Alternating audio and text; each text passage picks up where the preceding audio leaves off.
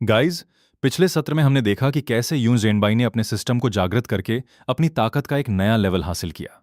उसने युशन village massacre के पीछे छिपी खतरनाक साजिश का पर्दाफाश किया और लेडी जाउन की रक्षा करते हुए किंगली डिवीजन के कमांडर सूमो के साथ मिलकर एक बड़े पॉलिटिकल कंस्पिरेसी में कदम रखा। लेकिन अब कहानी एक बेहद खतरनाक मोड़ पर पहुंच चुकी है। मिनिस्ट्री ऑफ जस्टिस ने लेडी जो को पकड़ने के लिए अपनी पूरी ताकत झोंक दी है। दूसरी तरफ ट्यू शान को जनरल हुओ लाई के साथ 2000 एलीट सोल्जर्स लेकर यूं ज़ेनबाई और उसके साथियों को खत्म करने का आदेश मिला है। अब सवाल है, क्या यूं ज़ेनबाई इतनी बड़ी सेना और इंपीरियल कोर्ट के गुस्से का सामना कर पाएगा, या फिर यही उसके अंत की शुरुआत होगी? तो चलिए बिना किसी देरी के देखते हैं कि आगे क्या होता है। रास्ते में कुछ लोगों ने उनका रास्ता रोक लिया। उन्होंने कहा कि यह रास्ता उनके भाइयों की रोजी रोटी है और इतनी सारी गाड़ियां और घोड़े यहां से गुजर रहे हैं, इसलिए उन्हें कुछ पैसे देने होंगे। सामने वाले ने बिना बहस किए पैसे देने की बात मान ली।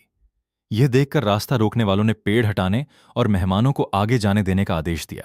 लेकिन पैसे लेने के बाद भी उन्होंने हमला करने की कोशिश की। यून जनबाई ने उन्हें देखकर पूछा कि पैसे लेने के बाद भी लोगों को मारने का नियम उन्हें किसने सिखाया है। सामने से कोई जवाब नहीं आया। तब यून जनबाई ने समझ लिया कि यही उनका पुराना नियम है। कुछ ही समय बाद वहां मौजूद 43 लोगों के एट्रीब्यूट पॉइंट सिस्टम में जुड़ गए। उसकी स्ट्रेंथ में 16.5, स्पीड में 12, फिजिक में 11, परसेप्शन में 3.2 और स्पिरिट में 1.2 की बढ़ोतरी हुई। यूं जनबाई ने जाओ हान को क्लीन अप करने का आदेश दिया। जाओ हान ने तुरंत काम शुरू कर दिया। कुछ देर बाद उसने बताया कि सब कुछ साफ हो चुका है। बॉडीज को अच्छी तरह छिपा दिया गया था, फुटप्रिंट्स भी मिटा दिए गए थे। तलाशी में 100 से ज्यादा सिल्वर कॉइन्स मिले थे। इसके अलावा कुछ हार्पून्स और ग्रैपलिंग हुक्स भी मिले, जिन्हें आगे रास्ते में शायद इस्तेमाल किया जा सकता था। यूं जनबाई ने उसके काम की तारीफ की। यात्रा आगे बढ़ती रही। रास्ते में कुछ भूखे लोगों ने सैनिकों से खाना मांगा। उनमें से एक ने कहा कि वो 3 दिनों से भूखा है, लेकिन उसे पीछे हटने का आदेश दे दिया गया।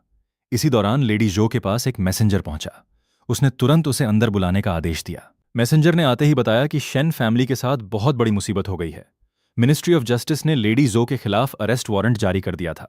उस पर एक बड़े मर्डर केस में शामिल होने का आरोप लगाया गया था और शेन फैमिली के ऊपर से नीचे तक सभी लोगों को कस्टडी में लेकर इन्वेस्टिगेशन करने का आदेश दिया गया था। लेडी जो ने अपने बेनिफैक्टर से कहा कि मिनिस्ट्री ऑफ जस्टिस ने बहुत तेजी से प्रतिक्रिया दी थी और उनके तरीके भी बेहद रूथलेस थे।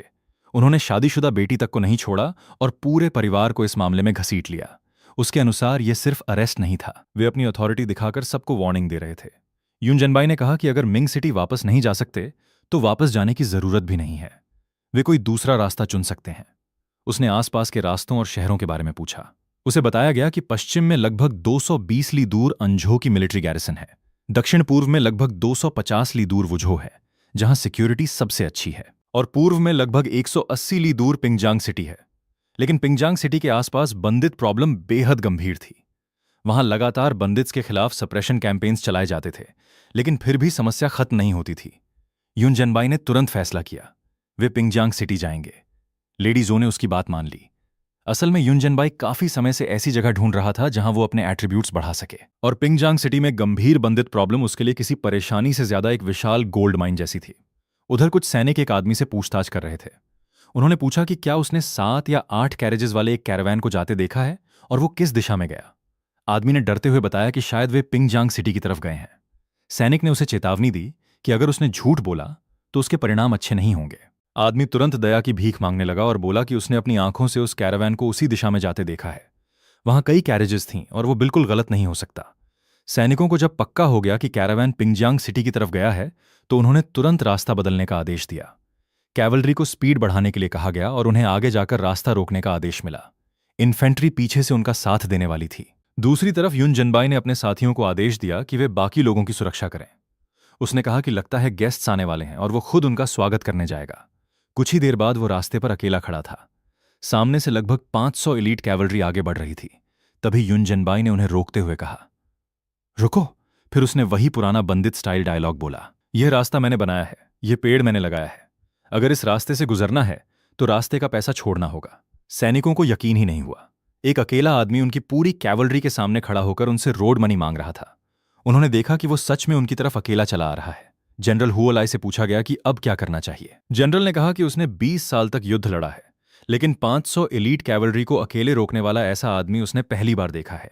फिर भी उसने अपने सैनिकों को उसे मारने से मना किया। उसने पूछा कि उनके पास पैसे हैं या नहीं। सैनिकों ने पैसे इकट्ठे किए। जनरल ने कहा कि जितना देना है दे दो। एक सैनिक ने पैसे लेकर यून जनबाई के पास पहुंचाया और कहा कि जनरल का कहना है कि पैसे ले लो और जल्दी अपने घर चले जाओ। अंधेरा होने वाला है और रास्ते में खतरा है। यून जनबाई ने सैनिकों को धन्यवाद दिया। उसने कहा कि नियम के अनुसार उसे पैसे लेकर चले जाना चाहिए था, लेकिन सामने वाले इतने आसानी से पैसे देने को तैयार हो गए, इसलिए वो भी बिना कुछ किए नहीं जा सकता। उसने देखा कि सैनिक लंबे सफर से थके हुए हैं, इसलिए उसने कहा कि वह उन्हें एक कहानी सुनाएगा ताकि उनका समय थोड़ा आसानी से गुजर जाए। फिर उसने कहानी शुरू की। एक लड़की थी। जब वह 18 साल की हुई तब उसके घर एक मेहमान आया। बाद में उसी आदमी से उसकी शादी हो गई। वह आदमी एक बॉर्डर गैरिसन का कमांडर था और उसने सीमा पर लगातार 12 साल तक पूरी ईमानदारी से सेवा की। लेकिन लगभग 1 साल पहले उसे कुछ गंभीर सच्चाइयों का पता चला। कुछ लोग दुश्मनों के साथ कलूजन कर रहे थे।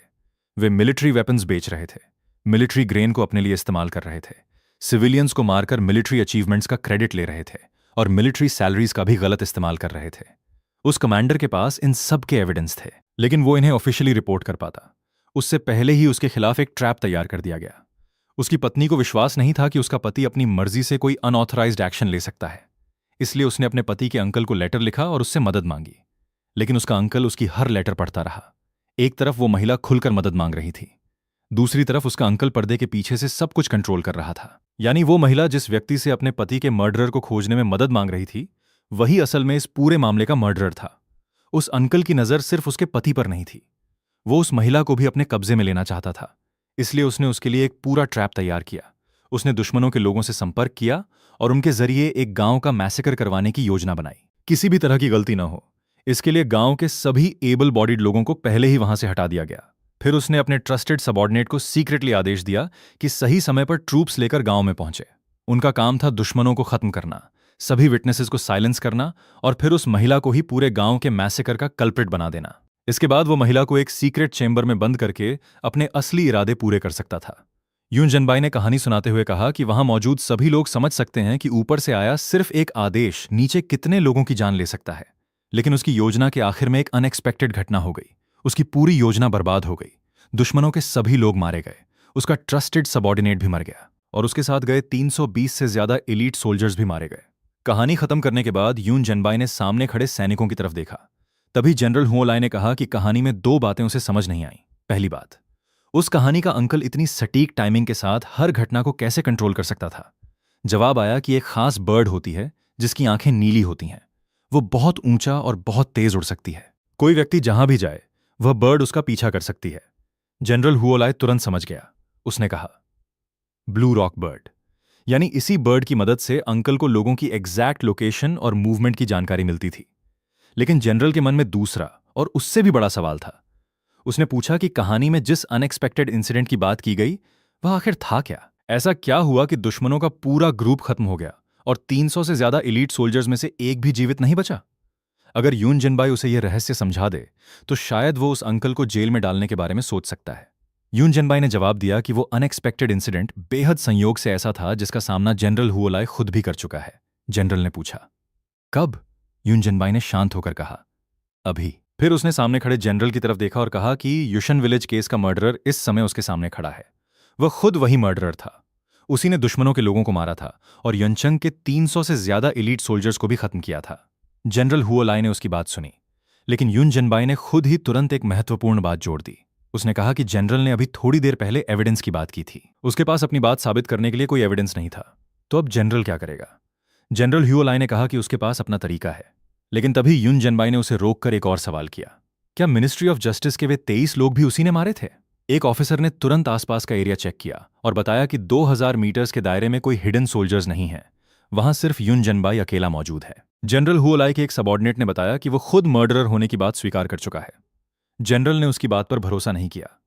उसने मा शियू को आगे आने का आदेश दिया और कहा कि अपनी स्पीयर टेक्निक से उसकी बात की सच्चाई जांचो। मा शियू कैंप का सबसे अच्छा स्पीयर यूजर था। यून जनबाई ने उसे देखा। मा चियू ने कहा कि वो यून जनबाई की बहादुरी का सम्मान करता है, लेकिन अगर वो इतना बड़ा दावा कर रहा है तो उसे इसकी सच्चाई जांचनी ही होगी। अगले ही पल मा चियू ने अटैक किया, लेकिन यून जनबाई ने उसे लगभग उसी क्षण खत्म कर दिया। मा चियू, जो पूरे कैंप में स्पीयर टेक्निक में सबसे आगे था, एक ही पल में हार गया। बाकी 4 ऑफिसर्स, लू एओ, वे श्यूम्याओ, म्याओ जिदोंग और हुआलिंग को भी जनरल ने आगे आने का आदेश दिया। अब चारों को एक साथ अटैक करना था, लेकिन उनके अटैक शुरू होने से पहले ही यून जनबाई ने अपनी ताकत दिखा दी। उन चारों की ब्लेड्स टूट गईं। वहां मौजूद सैनिकों को समझ ही नहीं आया कि आखिर उनकी स्वॉर्ड्स टूटी कैसे। जनरल के एक आदमी ने हैरानी से पूछा, उसकी ब्लेड आखिर टूटी कैसे? फिर उसने कहा कि युन जनबाई कितना भी पावरफुल क्यों ना हो, आखिर वह भी फ्लैश एंड ब्लड से बना इंसान है। उनके पास 2000 सोल्जर्स हैं, 2000 ब्लेड्स हैं। उसके अनुसार आर्मी के सामने कितना भी पावरफुल एक्सपर्ट क्यों ना हो, वह सिर्फ एक बड़ा इंसेक्ट बनकर रह जाता है। लेकिन जनरल ह्यू लाई के सामने अब उसके अपने सोल्जर्स की बातें कमजोर पड़ने लगी थीं। एक सोल्जर ने कहा कि यह आदमी वास्तव में एक पियरलेस एक्सपर्ट है, फिर भी वह सिर्फ एक इंसान है। उनके पास 2000 से ज्यादा इलीट सोल्जर्स हैं। जनरल ने पूछा कि वो आखिर कहना क्या चाहता है। उसने कहा कि उसने अभी जो कुछ देखा उसे उसने भी देखा था, लेकिन युन जनबाई के हाथ में सिर्फ एक ब्लेड थी। उनके पास हजारों वेपन्स थे, इसलिए शायद संख्या के दम पर वे उसे दबा सकते थे। तभी जनरल ने सवाल किया, क्या तुमने देखा कि लुएओ और बाकी चारों की ब्लेड्स आखिर टूटी कैसे? जनरल हुओलाय आखिरकार समझ गया कि सामने खड़ा आदमी कोई सामान्य फाइटर नहीं था। उसने साफ कहा कि अब उसे विश्वास हो चुका है कि युन जनबाई युशन विलेज मैसेकर का मर्डरर नहीं है, इसलिए इस समय वह उसके खिलाफ कुछ नहीं कर सकता।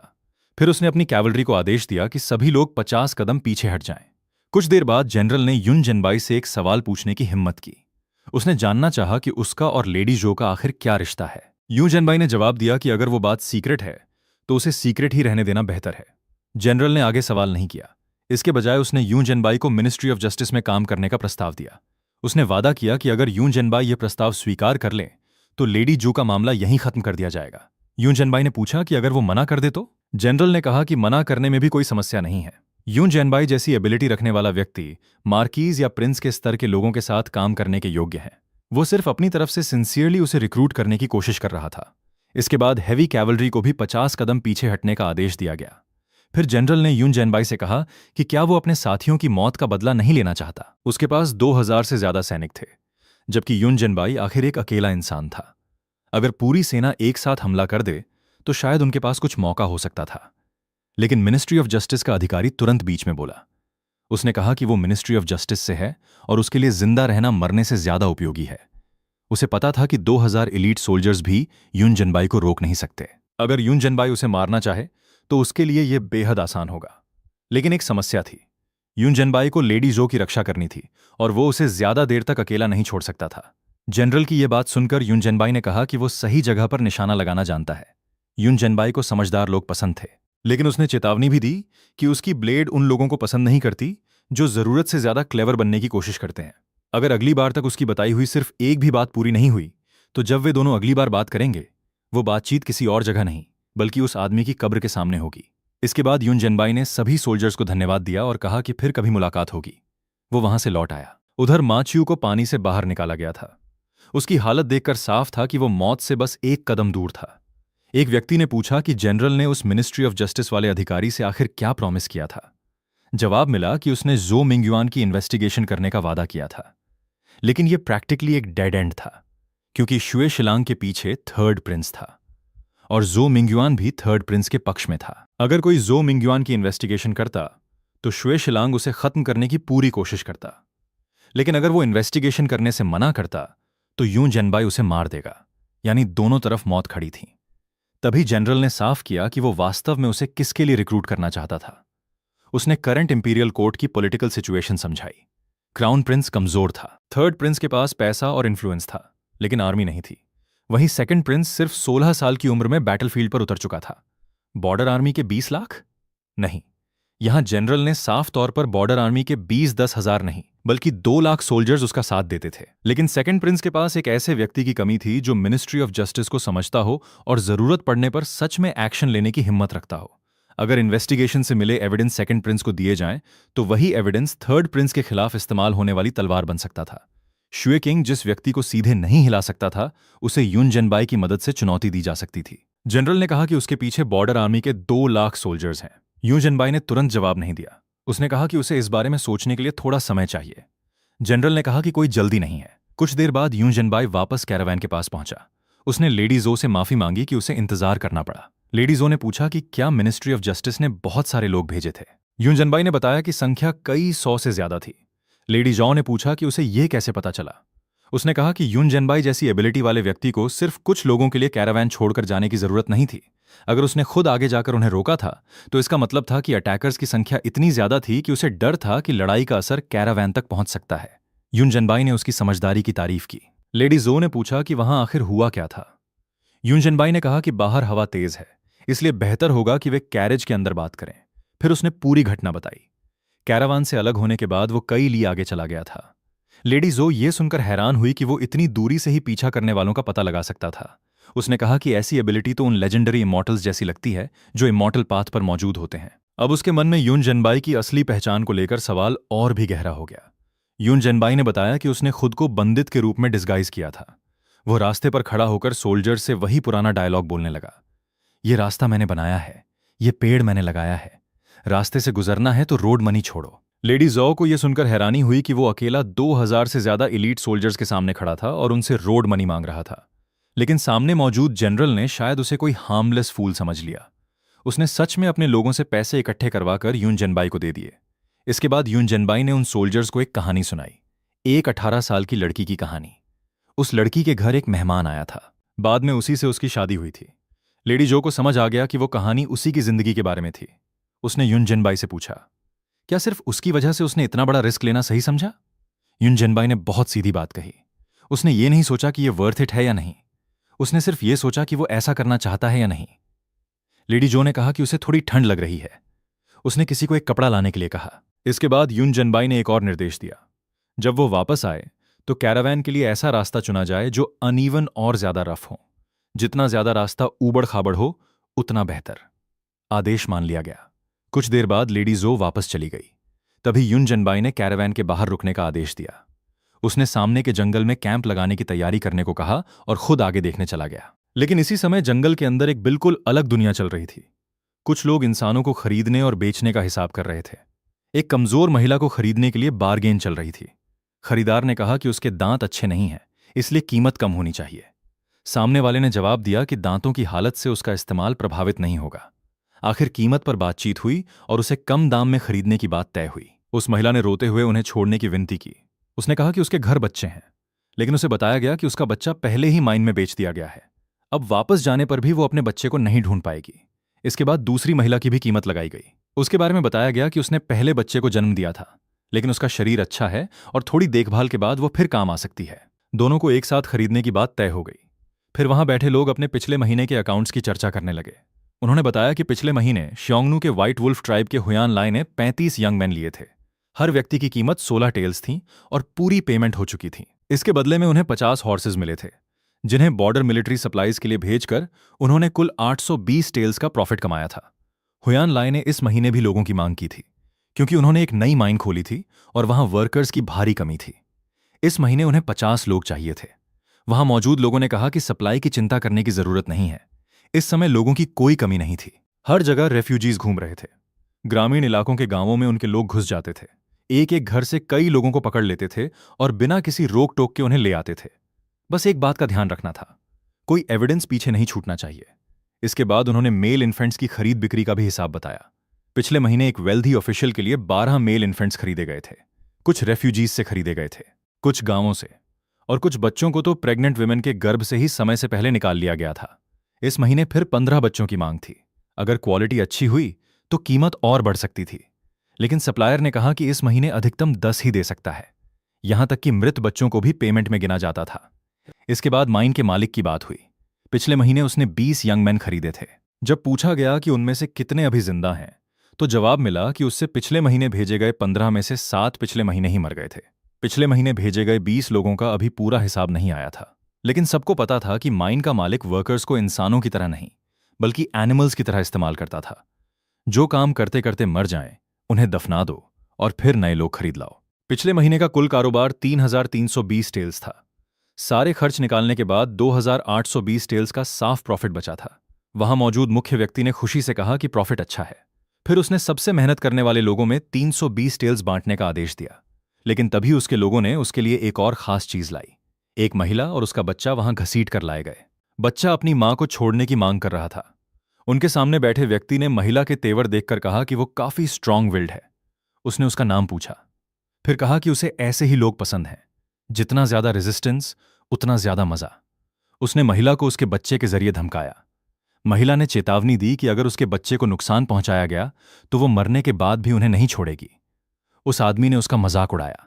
उसने कहा कि जब वो जिंदा रहते हुए उसका कुछ नहीं बिगाड़ सकती तो मरने के बाद उसका क्या कर लेगी। फिर महिला के बेटे को भी अपमानित किया गया।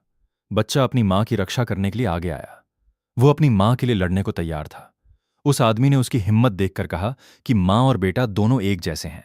उसे मजबूत इरादे वाले लोग पसंद थे, लेकिन उसके लिए उनकी हिम्मत तोड़ना ही असली मजा था। उसने महिला से पूछा कि उसका पति कहाँ है। जवाब मिला कि वो पिछले साल युद्ध में मारा गया था। वो 1 साल से ज्यादा समय से विडो थी। गांव के कुछ अनमैरिड मैन ने उसका फायदा उठाने की कोशिश की थी, लेकिन उसने उन्हें काट कर भगा दिया था।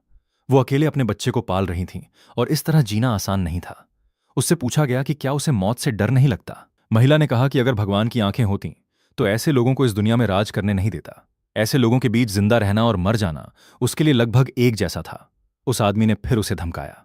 उसने कहा कि उसका पति मर चुका है और उसने इतने लंबे समय तक विडो बनकर सिर्फ इसी बच्चे के लिए जिंदगी बिताई है। अगर वो उसकी बात मान ले तो बच्चा जिंदा रहेगा, अगर वो मना करेगी तो बच्चा मर जाएगा। उसने फिर आखिरी बार पूछा, मानती है या नहीं? लेकिन महिला रोने लगी। उसका बेटा उसे सांत्वना देते हुए बोला कि उसके पिता कहा करते थे कि मां रोते समय अच्छी नहीं लगती, वह मुस्कुराते हुए ज्यादा सुंदर लगती है। बच्चे ने कहा कि वो अपनी मां की मुस्कान अपने साथ लेकर नीचे जाना चाहता है ताकि अपने पिता को दिखा सके। उसने अपनी मां से कहा कि अगर अगले जन्म में भी उसे मौका मिला तो वो फिर उसका बेटा बनेगा और इस बार बड़ा होकर उसे कभी किसी के सामने झुकने नहीं देगा। ये सुनकर सामने बैठे आदमी ने उसकी हिम्मत की तारीफ तो की, लेकिन उसे मारने के बजाय और डराने लगा। उसने धमकी दी कि वह उन्हें इतनी आसानी से मरने नहीं देगा। वह महिला के शरीर को एक एक करके काटेगा, उसके हाथ पैर की नसें काट देगा और उन्हें ऐसी हालत में पहुंचा देगा कि न वे ठीक से जी सकें और न मर सकें। लेकिन तभी एक तेज वार हुआ और उसके बाद बदला शुरू हुआ। यूं जनबाई ने कहा कि यह वार उन 12 नवजात बच्चों की तरफ से है जिन्हें जबरन उनकी मांओं से छीन लिया गया था। अगला वार उन लोगों के लिए था जो माइन में काम करते करते मर गए थे। फिर एक और वार हुआ। ये उन माताओं की तरफ से था जिन्हें जबरन अबॉर्शन ड्रग्स दी गई थीं। वहां मौजूद एक आदमी डरकर अपनी जान की भीख मांगने लगा। उसने कहा कि वह सिर्फ अकाउंट संभालता था, लेकिन यून जनबाई ने उसकी बात नहीं मानी। उसने कहा, यह वार उन रेफ्यूजीज की तरफ से है जिन्हें तुमने अपने अकाउंट बुक्स में इंसान नहीं बल्कि जानवरों की तरह दर्ज करके बेच दिया था।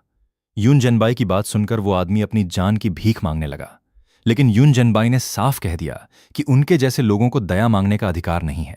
वो आदमी डरकर पूछने लगा कि आखिर यून जनबाई कौन है और उसके पास आने से मना करने लगा, लेकिन तब तक बहुत देर हो चुकी थी। यून जनबाई ने उसे याद दिलाया कि कुछ देर पहले वही आदमी एक महिला और उसके बच्चे को दर्दनाक तरीके से प्रताड़ित करने की धमकी दे रहा था। फिर उसने उस आदमी के बारे में एक बात कही। शायद बचपन में खुद उसके साथ भी बहुत बुरा हुआ था। शायद उसने उस समय विरोध करने की कोशिश की थी, लेकिन कुछ नहीं कर पाया। आखिरकार उसने आंखें बंद करके सब सहना और सामने वाले को खुश करना सीख लिया। वो बच तो गया, लेकिन उसके भीतर की इंसानियत खत्म हो गई। इसी वजह से उसे उन लोगों से नफरत थी जो उसके सामने झुकने के बजाय खड़े रहते थे। जो लोग मौत से नहीं डरते थे वे उसे उसके पुराने रूप की याद दिलाते थे। इसलिए वो कमजोर लोगों को तोड़ना चाहता था, उनकी हिम्मत कुचलना चाहता था, ताकि वे भी उसकी तरह टूट जाएं। यूं जनबाई ने कहा कि वो अपने अंदर की कमजोरी को छिपाने के लिए दूसरों पर अत्याचार करता है। फिर उसने महिला से उसका नाम पूछा। जवाब मिला, ल्यूल्यूशी। उसने उसके बेटे का नाम पूछा। बच्चे का नाम ल्यूशिटू था। बच्चे के पिता कहा करते थे कि पत्थर मजबूत होता है, उसे आसानी से तोड़ा या कुचला नहीं जा सकता। यूं जनबाई ने वहां मौजूद सामान की तरफ इशारा किया और कहा कि यहां काफी धन और सामान है, जितना उठा सकती हो ले जाओ। फिर अपने बच्चे को लेकर यहां से चली जाओ और किसी ऐसी जगह जाकर नई जिंदगी शुरू करो जहां कोई तुम्हें परेशान न करे। महिला ने उससे पूछा कि वो आखिर कौन है, लेकिन यून जनबाई ने अपनी पहचान नहीं बताई। तभी अचानक आसपास से शोर सुनाई दिया, एनिमी अटैक! हमला शुरू हो चुका था। कुछ ही समय में बाहर मौजूद लोगों की चीखें सुनाई देने लगीं। यूं जनबाई ने इस बार बाव और एरोज का इस्तेमाल किया और कहा कि यह वेपन काफी उपयोगी है। लड़ाई खत्म होने के बाद उसने वहां बचे लोगों से कहा कि उन्हें उसका धन्यवाद करने की जरूरत नहीं है। उसे भी उनके धन्यवाद की जरूरत नहीं। उसे सिर्फ इतना पता होना चाहिए कि वह उन्हें बचा सकता है और जरूरत पड़ने पर उन्हें मार भी सकता है। उसके जाने के बाद अगर कोई कमजोर व्यक्ति किसी दूसरे कमजोर इंसान को नुकसान पहुंचाने की कोशिश करेगा तो वह उसे दुनिया के किसी भी कोने में जाकर मार देगा। लेकिन अगर कोई व्यक्ति दूसरों की मदद करेगा और भविष्य में उससे दोबारा मुलाकात होगी तो मुसीबत में वह उसकी जान बचाएगा। इसके बाद उसने कहा कि शायद उसकी बातों का असर अभी भी काफी नहीं है। उसी समय सिस्टम ने उसकी नई गेंस की जानकारी दी। कुल 290 लोगों से एट्रीब्यूट्स प्राप्त हुए। स्ट्रेंथ की 140 बार प्लंडर हुई और कुल स्ट्रेंथ में 165.2 की वृद्धि हुई। स्पीड की 70 बार प्लंडर हुई और स्पीड में 69.3 की वृद्धि हुई। फिजिक की 50 बार प्लंडर हुई और फिजिक में 59.5 की वृद्धि हुई। परसेप्शन की 20 बार प्लंडर हुई और उसमें 18 की वृद्धि हुई। स्पिरिट की 10 बार प्लंडर हुई और उसमें 7.1 की वृद्धि हुई। इसके बाद जाओहान ने बताया कि उनके लिए कॉन्जी तैयार है और पूछा कि क्या यून जेनबाई पहले कुछ खाना चाहेगा, लेकिन यून जेनबाई ने मना कर दिया। उसने कहा कि वो पहले थोड़ा आराम करेगा और बाकी लोग खाना खा लें। लेडी जो ने बताया कि वे अब इंपीरियल सिटी से ज्यादा दूर नहीं हैं। लगभग 1 घंटे से थोड़ा ज्यादा सफर करने के बाद वे वहां पहुंच सकते हैं। लेकिन जैसे जैसे वे पिंगजियांग सिटी के करीब जा रहे थे, रास्ते में क्रॉस रोड्स और रिवर्स की संख्या बढ़ती जा रही थी। इन इलाकों में काफी बेंडिट्स छिपे रहते थे। वे खास तौर पर कैरावैन्स को निशाना बनाते थे और अक्सर इतनी तेजी से हमला करते थे कि गवर्नमेंट सोल्जर्स भी उनका पीछा नहीं कर पाते थे। लेडी जो ने पूछा कि क्या यूं जेनबाई को उसकी चिंता हो रही है। यूं जेनबाई ने कहा कि उसे लेडी जो की चिंता नहीं है, उसे उन बंदिट्स की चिंता है। उसे डर है कि कहीं वे बिना सोचे समझे गलत व्यक्ति को परेशान न कर दें। लेडी जो समझ गई कि अगर कोई बंदित यूं जेनबाई के सामने आ गया तो उसका अंजाम अच्छा नहीं होगा। उसने यूं जेनबाई को खाना दिया और कहा कि खाने के बाद वो अच्छी तरह आराम करे। इसके बाद वो वहां से चली गई। कुछ समय बाद कुछ बंदित्स ने दूर से कैरावैन को देख लिया। उन्होंने बताया कि सामने 7 कैरेजेस हैं, साथ में गार्ड्स और करीब 10 से ज्यादा सर्वेंट्स भी हैं। उनकी नजर में यह साफ तौर पर किसी वेल्दी फैमिली का कैरावैन था। गार्ड्स तलवारें लिए हुए थे और घोड़ों पर सवार थे। ऐसे गार्ड्स को सामान्य परिवार अफोर्ड नहीं कर सकता था। उनके लीडर ने तुरंत आदेश दिया कि सभी ब्रदर्स तैयार हो जाएं और तेजी से हमला करके काम खत्म करें। इसके बाद वे वहां से निकल जाएंगे। दूसरी तरफ रास्ते में कुछ लोग भूखे रेफ्यूजीज का नाटक करते हुए कैरावैन के सामने आ गए। उन्होंने खाना मांगा और रास्ते से हटने से इनकार कर दिया। लेडी जाओ ने तुरंत पहचान लिया कि ये असली रेफ्यूजीज नहीं हैं। उन लोगों ने बहाना बनाया कि वे गरीब हैं, भूखे हैं और सड़क के किनारे मरने का इंतजार कर रहे हैं। लेकिन उनके लीडर की नजर कैरावैन में मौजूद महिला पर थी। उसने कहा कि वेल्दी फैमिली की महिला अलग ही दिखाई देती है और उसके कपड़े और अपीयरेंस से साफ पता चलता है कि वो किसी बड़े परिवार से है। फिर उन्होंने कहा कि अगर खाना नहीं दे सकती तो उन्हें कुछ और देना होगा। लेडी जो ने पूछा कि वे आखिर चाहते क्या हैं। उनका जवाब था कि उन्हें बस खाना चाहिए, लेकिन अगर खाना नहीं दिया गया तो वे खुद कैरावैन से सामान निकाल लेंगे। फिर उन्होंने अपनी मांगें बदलनी शुरू कर दी। अब सिर्फ खाना नहीं चाहिए था, पहले कैरावैन की सारी चीजें छोड़नी थीं, फिर सभी हॉर्सेस भी, और अंत में लेडी जो को भी उनके साथ रहना था। उनके लीडर ने खुले तौर पर धमकी दी कि अगर वो उनकी बात मान लें तो शायद उसे कुछ समय बाद जाने दिया जाए, लेकिन अगर उसने विरोध किया तो उसे ज्यादा समय तक उनके कब्जे में रखा जाएगा। लेडी जो ने पूछा कि अगर वो मना कर दे तो? तब उन लोगों ने अपना असली चेहरा दिखा दिया। उन्होंने कहा कि वे कोई भूखे रेफ्यूजीज नहीं हैं। उन्होंने सिर्फ उसके साथ थोड़ी देर अभिनय किया था, फिर अपने शरीर और वेपन्स की ताकत दिखाकर कहा कि उनके पास पर्याप्त मैन पावर है। उनके सामने केवल लगभग 10 गार्ड्स थे। उनके हिसाब से अगर एक गार्ड 5 लोगों से भी लड़ सके तब भी ये गार्ड्स ज्यादा से ज्यादा कुछ दर्जन लोगों को रोक पाएंगे, लेकिन उनके पास इससे कहीं ज्यादा लोग थे। कुछ बंदिट्स अधीर होने लगे। वे चाहते थे कि तुरंत हमला किया जाए। उनका लीडर हालांकि उन्हें रोक रहा था। उसने कहा कि वेल्दी फैमिली की महिला शायद ऐसी स्थिति पहली बार देख रही है, इसलिए उसे पहले डरने और स्थिति समझने का समय देना चाहिए। लेकिन लेडी जो चुप रही। उसकी चुप्पी को उन्होंने उसकी सहमति समझ लिया। उन्होंने उसे अपने साथ चलने का आदेश दिया। तभी अचानक यून जेनबाई वहां पहुंच गया। उसके आने के बाद पूरी स्थिति बदल गई। सिस्टम ने तुरंत नोटिफिकेशन दिया कि होस्ट ने किल्स पूरी कर ली हैं और एट्रीब्यूट्स प्लंडर शुरू हो रही है। स्ट्रेंथ की 62 बार प्लंडर हुई और उसमें 83.7 की वृद्धि हुई। स्पीड की 28 बार प्लंडर हुई और उसमें 29.4 की वृद्धि हुई। फिजिक की 35 बार प्लंडर हुई और उसमें 43.8 की वृद्धि हुई। परसेप्शन की 10 बार प्लंडर हुई और उसमें 8.5 की वृद्धि हुई। स्पिरिट की 6 बार प्लंडर हुई और उसमें 4.5 की वृद्धि हुई। इन लगातार बढ़ते एट्रीब्यूट्स को महसूस करते हुए यून जेनबाई ने कहा कि यह फीलिंग बेहद अलग है।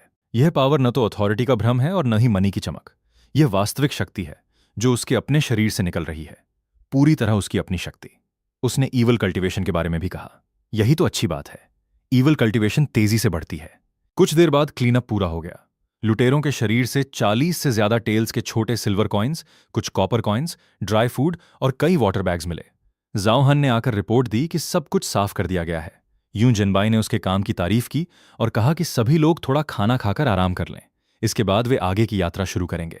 फिर उसने जिजिन को अपने पास बुलाया। उसने बताया कि ब्रिज के नीचे एक ब्लैक कैनोपी बोट है जिसमें कुछ बंधे हुए लोग मौजूद हैं। उन्हें वहां से छुड़ाना है। इसके बाद नॉर्थ वेस्ट की पहाड़ी ढलान पर कुछ सामान पड़ा है। यह वही सामान था जिसे फेक रेफ्यूजीज ने लूटा था। उसे भी लोगों के साथ जाकर संभालना था। लेकिन यून जेनबाई ने एक और आदेश दिया। वहां मौजूद असली रेफ्यूजीज से कहा जाए कि अगर वे बॉडीज को हटाने में मदद करेंगे तो उन्हें खाना दिया जाएगा। कुछ रेफ्यूजीज आपस में चर्चा करने लगे। उन्हें समझ नहीं आ रहा था कि उन लोगों की मौत कैसे हुई और फिर भी उन्हें खाना और कॉपर कॉइन्स क्यों दिए जा रहे थे। उन्होंने पूछा कि आखिर यून जेनबाई और उसके लोग कौन हैं। जवाब बहुत सीधा था। यह जानना जरूरी नहीं था कि वे कौन हैं। जरूरी बात यह थी कि इस दुनिया में अभी भी कुछ लोग ऐसे हैं जो उन्हें इंसान समझते हैं। इसके बाद कैरावैन पिंगजांग सिटी के करीब पहुंच गया, लेकिन शहर यून जेनबाई की उम्मीद से भी ज्यादा शांत और खाली दिखाई दे रहा था। तभी खबर मिली कि सन मैंशन के लोग उन्हें ढूंढ चुके हैं। कैरावान एक इन पर पहुंचा। इनकीपर ने पूछा कि उन्हें खाना चाहिए या रूम। आदेश दिया गया कि वे ठहरेंगे और पीछे के कोर्टयार्ड में 7 कैरेजेस खड़ी करने की जगह चाहिए। हॉर्सेस को अच्छा चारा दिया जाए, एक अच्छी टेबल तैयार की जाए और ऊपर वाले रूम्स में भेजी जाए। इसके अलावा 2 सामान्य टेबल्स भी तैयार करने को कहा गया। कैरावैन के हॉर्सेस और मनी की सुरक्षा के लिए गार्ड्स को शिफ्ट्स में लगाया गया। चियान मिंग को कुछ लोगों के साथ इन की जांच करने के लिए भेजा गया। उधर दूसरी तरफ किसी ने रिपोर्ट दी कि उन्होंने टारगेट को खोज लिया है। वो यूकेलाई इन में ठहरे हुए हैं। कैरावैन में 6 या 7 कैरेजेस हैं, गार्ड्स हैं और करीब 10 से ज्यादा अटेंडेंट्स हैं। लेकिन सबसे महत्वपूर्ण बात यह थी कि पूरे ग्रुप की लीडर एक महिला है जिसकी उम्र लगभग 30 साल है। उसके साथ एक यंग मैन भी है। कैरेजेस के आसपास गार्ड्स लगातार शिफ्ट्स में पहरा दे रहे हैं और किसी बाहरी व्यक्ति को पास नहीं आने दे रहे। ये देखकर सामने वाले ने समझ लिया कि यह कोई सामान्य मर्चेंट कैरावैन नहीं है, लेकिन उसने जल्दबाजी करने से मना कर दिया। उसने कहा कि पहले यांग शिए को बुलाया जाए। फिर उसकी नजर उस यंग मैन पर गई। उसने कहा कि वो लड़का देखने में काफी हैंडसम है। अगर उसके पीछे कोई बड़ा बैकग्राउंड नहीं हुआ तो वो उसे हमेशा के लिए पिंगयांग सिटी में अपना आदमी बनाकर रख सकता है। उधर युन जेनबाई ने पहले ही सब कुछ देख लिया था। उसने बताया कि कुल 22 लोग हैं। फ्रंट कोर्टयार्ड में 7, एक और हिस्से में 9, बैक कोर्टयार्ड में 4 और स्टडी में 2। उसने साफ कहा, सबको मरना होगा। फिर उसने सीधे सवाल किया कि अकाउंट्स में दर्ज उन बेबीज को आखिर खरीदा क्यों जाता था। उसने कहा कि उसे अब सब पता चल चुका है और आज रात उनका अंत होने वाला है। कुछ ही समय बाद युन जेनबाई वहां पहुंच गया। उसने अपने सामने मौजूद लोगों को खत्म करना शुरू किया। कुछ समय बाद सिर्फ 2 लोग बचे। उनमें से एक ने डर कर पूछा कि वो कौन है। युन जेनबाई ने पलटकर पूछा, तुम्हें क्या लगता है मैं कौन हूं? फिर उसने साफ कहा कि वो उन छोटे बच्चों की तरफ से आया है जिन्हें उन्होंने बेचा था। वह आदमी हैरान रह गया। उसने पूछा कि युन जेनबाई को यह सब कैसे पता चला, लेकिन जवाब बस इतना था, इसीलिए वो यहां आया है। इसके बाद सिस्टम ने नई एट्रीब्यूट प्लंडर की जानकारी दी। स्ट्रेंथ की 8 बार प्लंडर हुई, स्पीड की 4 बार, फिजिक की 7 बार, परसेप्शन की 2 बार और स्पिरिट की 1 बार। सभी एट्रीब्यूट्स यून जेनबाई के सिस्टम में जुड़ गए। लेकिन तभी उसे एक अजीब चीज दिखाई दी। वहां मौजूद किसी रहस्यमय ऑब्जेक्ट को वो ठीक से समझ नहीं पा रहा था। उसे लगा कि शायद वो कोई घोस्टली एग्जिस्टेंस है। सबसे अजीब बात यह थी कि वो चीज शायद यून जेनबाई की प्रेजेंस को महसूस ही नहीं कर पा रही थी। इससे उसके मन में एक और सवाल पैदा हुआ, आखिर कोई चीज इतनी दूर लगभग 300 ली का सफर करके जियांगलिंग क्यों आई थी? नदी के नीचे आखिर क्या था? वो मिस्टीरियस लाइट क्या थी? वो ट्री क्या था? वो वेल किस चीज से जुड़ा था? और वो रहस्यमय एग्जिस्टेंस आखिर उस वेल में जाने के लिए सैकड़ों ली की दूरी क्यों तय करके आई थी? उसने उस ट्री के फ्लावर्स को भी देखा। क्या इन सभी चीजों के बीच कोई कनेक्शन था? यूं जेनबाई को एहसास हुआ कि ये दुनिया उसकी उम्मीद से कहीं ज्यादा कॉम्प्लिकेटेड थी। इसी बीच बाहर कुछ अधिकारियों की आवाज सुनाई दी।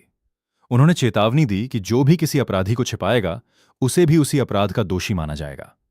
वे पूछ रहे थे कि अंदर आखिर कौन है, लेकिन जैसे ही उन्हें एक ऑफिशियल टोकन दिखाया गया उनका रवैया तुरंत बदल गया।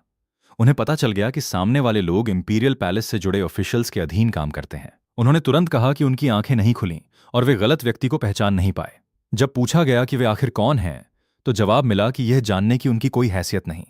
बस इतना समझ लें कि उनके मास्टर यहां आराम कर रहे हैं। किसी को उन्हें परेशान करने की इजाजत नहीं है और ये बात बाहर नहीं जानी चाहिए। अगर इस बड़े मैटर में कोई गलती हुई तो उसके कॉन्सिक्वेंसेस वे संभाल नहीं पाएंगे। इसके बाद अधिकारियों ने उन कुछ रूम्स को चेक करने से मना कर दिया और वहां से चले गए। कुछ समय बाद यून जेनबाई और लेडी जो साथ बैठे थे। उनके सामने एक खास तरह का पॉरेज था। लेडी जो ने बताया कि यह पिंगजियांग सिटी का लोकल फूड है। इसे ग्रीन गोल्ड राइस और कुछ मेडिसिनल हर्ब्स से पकाया जाता है। फिर उसने महसूस किया कि यून जेनबाई के मन में कुछ चल रहा है। उसने पूछा कि क्या उसे कोई चिंता है। यून जेनबाई ने बताया कि पूरे रास्ते उसने कई रेफ्यूजीज को सड़क के किनारे मरा हुआ देखा है। वह सोच रहा था कि मरने के बाद वे लोग आखिर किस दुनिया में जाएंगे। लेडी जॉ ने उससे पूछा कि क्या वह मानता है कि इंसान मरने के बाद रीइनकार्नेशन के जरिए दोबारा जन्म लेते हैं। यून जेनबाई ने कहा कि उसे नहीं पता, लेकिन अगर वास्तव में रीइनकार्नेशन होता है तो उसकी इच्छा है कि उन लोगों का अगला जीवन कम से कम बेहतर हो। फिर लेडी जो ने उससे पूछा कि क्या उसे घोस्ट के अस्तित्व पर विश्वास है। यूं जिनबाई ने कहा कि थियोरेटिकली घोस्ट्स होने चाहिए, लेकिन उसने खुद कभी घोस्ट नहीं देखा। लेडी जो ने कहा कि वह घोस्ट को सच मानती है। फिर उसने अपनी मां की कहानी सुनाई। उसकी मां की मृत्यु तब हुई थी जब वह 14 साल की थी। दफनाने के तीसरे दिन की रात वह अकेली कोर्टयार्ड में बैठकर रो रही थी। अचानक उसे अपने पीछे किसी की मौजूदगी महसूस हुई।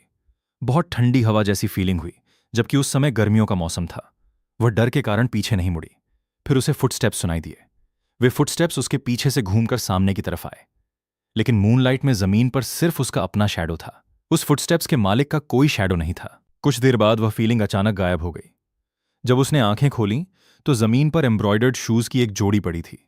वही शूज उसकी मां को बहुत पसंद थे और बरियल के समय उसने खुद अपनी मां को वही शूज पहनाए थे। लेकिन अब वे शूज वहां पड़े थे जैसे किसी ने उन्हें पहनकर एक एक कदम चलते हुए उसके कमरे तक पहुंचाया हो। अगले दिन जब वह अपनी मां की ग्रेव पर गई तो कॉफिन का लिड थोड़ा खुला हुआ था। उसने अंदर देखा तो उसकी मां के पैरों से वे एम्ब्रॉयडर्ड शूज गायब थे। उसके बाद हर साल उसकी मां की डेथ एनिवर्सरी से एक रात पहले उसे सपने में वही फुटस्टेप्स सुनाई देते थे। वे दरवाजे से शुरू होकर उसके बेड तक आते और फिर वापस चले जाते। उस समय वह न हिल पाती थी और न आवाज निकाल पाती थी। वह हमेशा सोचती रही कि शायद उसकी मां उसे देखने वापस आती है। लेकिन यूं जनबाई ने उसे एक अलग पॉसिबिलिटी के बारे में सोचने को कहा। उसने पूछा, क्या यह जरूरी है कि वो फुटस्टेप्स उसकी मां के ही हों? उसकी मां के शूज गायब हुए, फिर कोर्टयार्ड में बिल्कुल वैसे ही शूज दिखाई दिए और किसी चीज ने उन्हें पहनकर उसके कमरे तक कदमों के साथ पहुंचाया। लेकिन लेडी जो सिर्फ इसलिए उसे अपनी मां समझती रही क्योंकि उस एग्जिस्टेंस के पास उसकी मां के शूज थे। यूं जनबाई ने कहा कि शायद वो उसकी मां नहीं थी। हो सकता है कोई दूसरी एग्जिस्टेंस उसकी मां के शूज लेकर गई हो, उसके फुटस्टेप्स की नकल सीखी हो और हर साल उसके सामने उसकी मां बनकर आती हो। लेडी जो ने पूछा कि वो चीज आखिर उसके पास क्यों आती होगी। यूं जनबाई ने कहा कि वो नहीं जानता। शायद वो उससे कुछ हासिल करना चाहती हो, या फिर शायद वो सिर्फ इस इंतजार में हो कि लेडी जो खुद पहचान ले कि वो उसकी मां नहीं है। लेडी जो ने उसे धन्यवाद दिया और कहा कि उसे इस बारे में अच्छी तरह सोचना होगा। यूं जनबाई के मन में भी एक बात और गहरी हो गई। ये दुनिया उसकी कल्पना से कहीं ज्यादा कॉम्प्लिकेटेड थी। कुछ समय बाद जाओ बाइहू उनसे मिलने आया। उसके साथ शेन चियानहू भी था। शेन चियानहू ने उसे सवाल का जवाब देने के लिए कहा और पुराने रूल्स और एटिकेट की बात उठाई। लेकिन जाओ बाइहू ने साफ कहा कि अब वो किंगी डिपार्टमेंट में काम नहीं करता, इसलिए उस डिपार्टमेंट के रूल्स उस पर लागू नहीं होते। उन्होंने बताया कि वे बेजिंग से आए हैं। ऊपर से उनका आदेश था, इसलिए उन्हें यहां आना ही पड़ा। यून जनबाई ने जाओ हन और चियान मिंग को गेस्ट्स को अंदर लाने का आदेश दिया। तीनों को बैठने के लिए कहा गया। फिर उसने पूछा कि इतने समय से खड़े रहने के बाद क्या वे थके नहीं हैं? जब उससे उसका नाम पूछा गया तो उसने सिर्फ इतना बताया, उसका सरनेम साओ है। सामने वाले ने पूछा कि काओ गोंगजी आखिर कहाँ का रहने वाला है। उसकी एक्सेंट से वो पिंगजांग का लोकल रेफ्यूजी नहीं लगता था। काओ ने कहा कि उसकी बैकग्राउंड कोई महत्वपूर्ण बात नहीं है, लेकिन सामने वाले ने कहा कि एक रेफ्यूजी कैसे 200 हाउस होल्ड ऑफिसर्स को फेक डेथ करवाकर अपने साथ जोड़ सकता है। और अगर लू जिवेशी ने खुद उसे टेस्ट करने का आदेश दिया है तो यह साबित करता है कि वो कोई सामान्य रेफ्यूजी नहीं हो सकता। सेसियो गोंगजी ने इसे सिर्फ अपनी मॉडेस्टी बताया, लेकिन उन्होंने कहा कि जाओ हान और चियान मिंग दोनों चिंगी डिपार्टमेंट के पुराने लोग हैं और उनकी जजमेंट आमतौर पर गलत नहीं होती। सेयाओ ने जवाब दिया कि हर इंसान कभी न कभी गलती कर सकता है। इसके बाद असली उद्देश्य सामने आया। तीनों ने बताया कि वे लू जिवेशी के आदेश पर आए हैं। उन्हें सेयाओ गोंगजी की स्ट्रेंथ टेस्ट करनी थी। अगर साओ 3 मूव्स के अंदर उन तीनों को हरा देता है तो पहले रखी गई उसकी सभी कंडीशन स्वीकार कर ली जाएंगी। सेयाओ ने पूछा, 3 मूव्स? फिर उसने कहा कि शायद बात गलत समझी गई है। उसका मतलब यह था कि तीनों को हराने में उसे एक मूव की भी जरूरत नहीं पड़ेगी। यह सुनकर सामने वाले नाराज हुए। तभी सेयाओ ने उनमें से एक का नाम पूछा। वो खिंगली डिपार्टमेंट का 1000 हाउस होल्ड ऑफिसर शेनपिंग था। साओ ने शेनपिंग से कहा कि उसे अपनी बात इंसल्टिंग लग रही होगी, इसलिए एक आसान तरीका है, शेनपिंग खड़ा होकर उस पर हमला करे। सियाओ न तो डॉज करेगा और न ही काउंटर अटैक। अगर उसने एक भी मूव किया तो वो अपनी हार मान लेगा। शेनपिंग ने तुरंत यह शर्त स्वीकार कर ली, लेकिन जैसे ही वो खड़ा होने की कोशिश करने लगा बाकी लोग भी हैरान रह गए। सियाओ ने पूछा कि क्या समस्या है। फिर उसने आराम से कहा कि उसे थोड़ी प्यास लगी है। वो पहले 1 कप टी पी ले, उसके बाद फाइट करने में कोई देर नहीं होगी। इसके बाद केसाओ ने सुझाव दिया कि शेनपिंग पहले चाय पी लें और इस बीच चेन चियानहू और ल्यू चियानहू उसके साथ स्पार कर सकते हैं। उसे लगा कि दोनों काफी देर से फाइट का इंतजार कर रहे हैं। कुछ लोगों को यह देखकर लगा कि केसाओ जानबूझकर सिचुएशन को घुमा रहा है, लेकिन केसाओ बिल्कुल शांत था। उसने पूछा कि दूसरे 1000 हाउस होल्ड ऑफिसर का नाम क्या है। जवाब मिला, ल्यू चियानहू। ल्यू चियानहू ने कहा कि अगर शेन चियानहू चाय पीना चाहता है तो वे दोनों पहले ट्रेनिंग कर लेते हैं, लेकिन उसने वार्निंग दी कि फिस्ट्स और फीट के बीच गलती से साओ घायल हो गया तो इसके लिए उसे दोष न दिया जाए। फिर साओ ने गौर किया कि ल्यू चियानहू का चेहरा कुछ खराब लग रहा है। उसने पूछा कि क्या वो बहुत थका हुआ है। लिू चियानहू ने कहा कि कोई समस्या नहीं है, लेकिन स्याओ ने उसे खड़े होने के लिए कहा। लिू चियानहू खुद खड़ा नहीं हो पा रहा था, फिर भी वो स्याओ को जल्दी करने के लिए कह रहा था। ये देखकर स्याओ ने उसका मजाक उड़ाया कि खुद खड़ा नहीं हो पा रहा और फिर भी दूसरों को जल्दी करने के लिए कह रहा है। शेनपिंग ने भी लिू चियानहू पर टिप्पणी की। उसने कहा कि तीनों में सबसे ज्यादा ताकत लिू चियानहू के पास है, फिर आज वो खड़ा तक क्यों नहीं हो पा रहा? क्या उसने हाल में ट्रेनिंग करना कम कर दिया है? इसके बाद एक और आदमी ने लिू चियानहू से मजाक में कहा कि शायद जवान आदमी को थोड़ा सेल्फ कंट्रोल रखना चाहिए। शेन चियानहू ने मजाक में कहा कि साओ गोंगजी आखिर लू जिवेशी के खास आदमी हैं। अगर उनकी एबिलिटी टेस्ट करनी ही है तो इसके लिए कोई सही जगह चुननी चाहिए, क्योंकि ये गेस्ट रूम है और यहां डैमेज हो सकता है। लेकिन शेनपिंग ने कहा कि उसे विश्वास नहीं हो रहा कि वो जैसा 1000 हाउस होल्ड ऑफिसर है वो खड़ा तक नहीं हो सकता। उसने कहा कि अगर वो थोड़ा भी खड़ा हो गया तो कम से कम अपनी इज्जत बच जाएगी। लेकिन तभी उसे एहसास हुआ कि स्थिति कितनी खराब है। उसने बहाना बनाया कि रास्ते में उसने कुछ खराब खा लिया था और उसका पेट खराब हो गया है, उसे तुरंत वॉशरूम जाना है। साओ गोंगजी ने कहा कि अब समझ आया, उसका पेट खराब है। लिू चियानहू ने तुरंत जाने की इजाजत मांगी और साओ का धन्यवाद किया। जैसे ही वो वहां से निकला, कुछ लोगों ने मजाक करते हुए कहा कि शायद वॉशरूम पीछे की तरफ है और वो गलत दिशा में जा रहा है। फिर उन्होंने असली बात समझी। स्याओ ने लिू चियानहू के शरीर पर ऐसा दबाव डाला था कि वो मुश्किल से खड़ा हो पा रहा था। वह इतनी तेजी से भाग रहा था क्योंकि उसे डर था कि अगर कैसाओ ने एक बार और दबाया तो बाकी हालत भी खराब हो जाएगी। तभी बाकी लोगों को भी समझ आया कि कैसाओ के हाथ में कुछ गड़बड़ थी। अगर वे 3 कदम के अंदर खड़े होकर अटैक करते और कैसाओ जवाब नहीं देता तो शायद मौका मिल सकता था। एक आदमी ने सोचा कि अगर वह कैसाओ के करीब आने से पहले ही खड़ा हो जाए तो, लेकिन अगले ही पल वो हैरान रह गया। साओ अभी 3 कदम दूर था, लेकिन पलक झपकते ही उसके पीछे पहुंच चुका था। उसने आदेश दिया, खड़े हो जाओ। सामने वाला डर गया। उसे लगा जैसे उसके सामने कोई इंसान नहीं बल्कि मॉन्स्टर खड़ा हो। तभी उसने तुरंत सरेंडर कर दिया और साओ से कहा कि नीचे दबाना बंद कर दे। कुछ देर बाद एक और ऑफिसर अपनी स्थिति को लेकर सफाई देने लगा। उसने कहा कि कम से कम उसकी स्थिति शेन और लियू से बेहतर है। वे दोनों तो पूरी तरह चेयर पर दबे हुए थे और हिल भी नहीं पा रहे थे। वह खुद कम से कम आधा खड़ा हो चुका था, इसलिए टेक्निकली उसे पूरी तरह हारा हुआ नहीं माना जाना चाहिए। उसने कहा कि उसने बस खुद सरेंडर करने का फैसला किया है। यह सुनकर बाकी लोग चिढ़ गए। उन्हें लगा कि वो अपनी रेपुटेशन बचाने के लिए ऐसा बोल रहा है और अपनी तुलना में उन्हें और ज्यादा कमजोर दिखा रहा है। तभी शेनपिंग ने साओ के सामने एक प्रस्ताव रखा।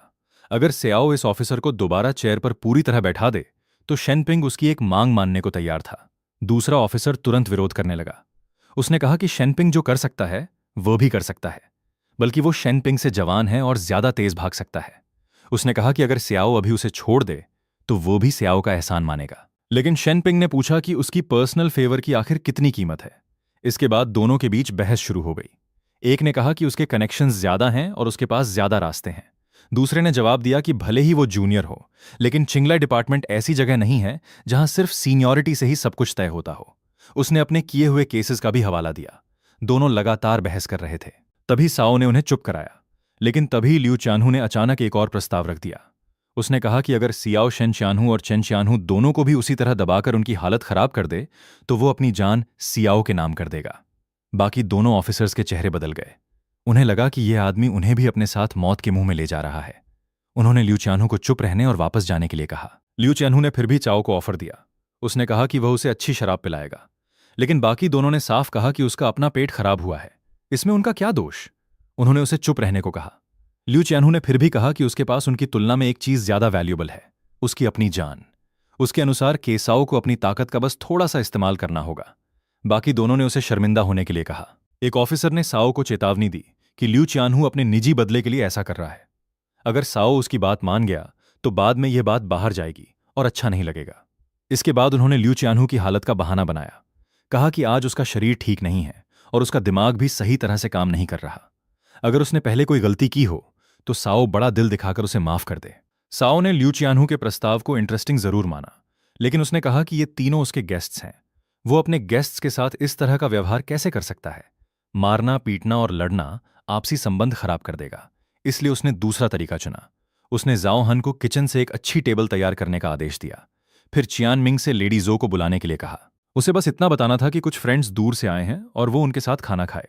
तीनों ऑफिसर्स ने जाने की कोशिश की, लेकिन सियाओ ने कहा कि खाना तैयार हो चुका है, पहले खाना खाकर जाएं, वरना लोग कहेंगे कि सियाओ नाम का आदमी बेसिक एटिकेट तक नहीं जानता। इसी बीच अचानक बाहर से हलचल की आवाज आने लगी। कुछ लोग लॉन्ग स्पीयर्स लेकर इनमें घुस आए। उन्होंने पूछा कि अंदर मौजूद लोग कौन हैं। एक आदमी को आगे लाया गया। कहा गया कि इसी आदमी ने सस्पिशियस लोगों को इस इन में आते हुए अपनी आंखों से देखा है। अब उससे पहचान करवानी थी, लेकिन सामने वालों ने कहा कि उन्हें कुछ नहीं पता। वो आदमी सिर उठाकर बताने लगा कि मर्डरर कौन है। उसने सीधे सायो की तरफ इशारा किया। उसने दावा किया कि पिछली रात उसने अपनी आंखों से सायो को सन डैरन के रेजिडेंस की वॉल पार करते देखा था। उसके बाद उसने सन डैरन को मार डाला और फिर इसी इन में वापस आते हुए भी उसने उसे अपनी आंखों से देखा था। केसाओ ने उसकी बात पर कोई प्रतिक्रिया नहीं दी, लेकिन ल्यू चियानहू अचानक हंस पड़ा। जब उससे पूछा गया कि वो क्यों हंस रहा है, तो उसने कहा कि उसे अचानक एक फनी बात याद आ गई थी। फिर उसे याद आया कि यहां मौजूद व्यक्ति सामान्य आदमी नहीं था, वो किंगली डिपार्टमेंट का चेंग चियानहू था। उसने तुरंत सम्मान दिखाया और कहा कि उसे पता नहीं था कि इतने बड़े अधिकारी यहां मौजूद हैं। उसने माफी मांगते हुए कहा कि उसकी गलती के लिए उसे मौत की सजा भी कम होगी। चेंग चियानहू ने कहा कि उस आदमी को यहीं छोड़ दो और बाकी लोग बाहर जाएं।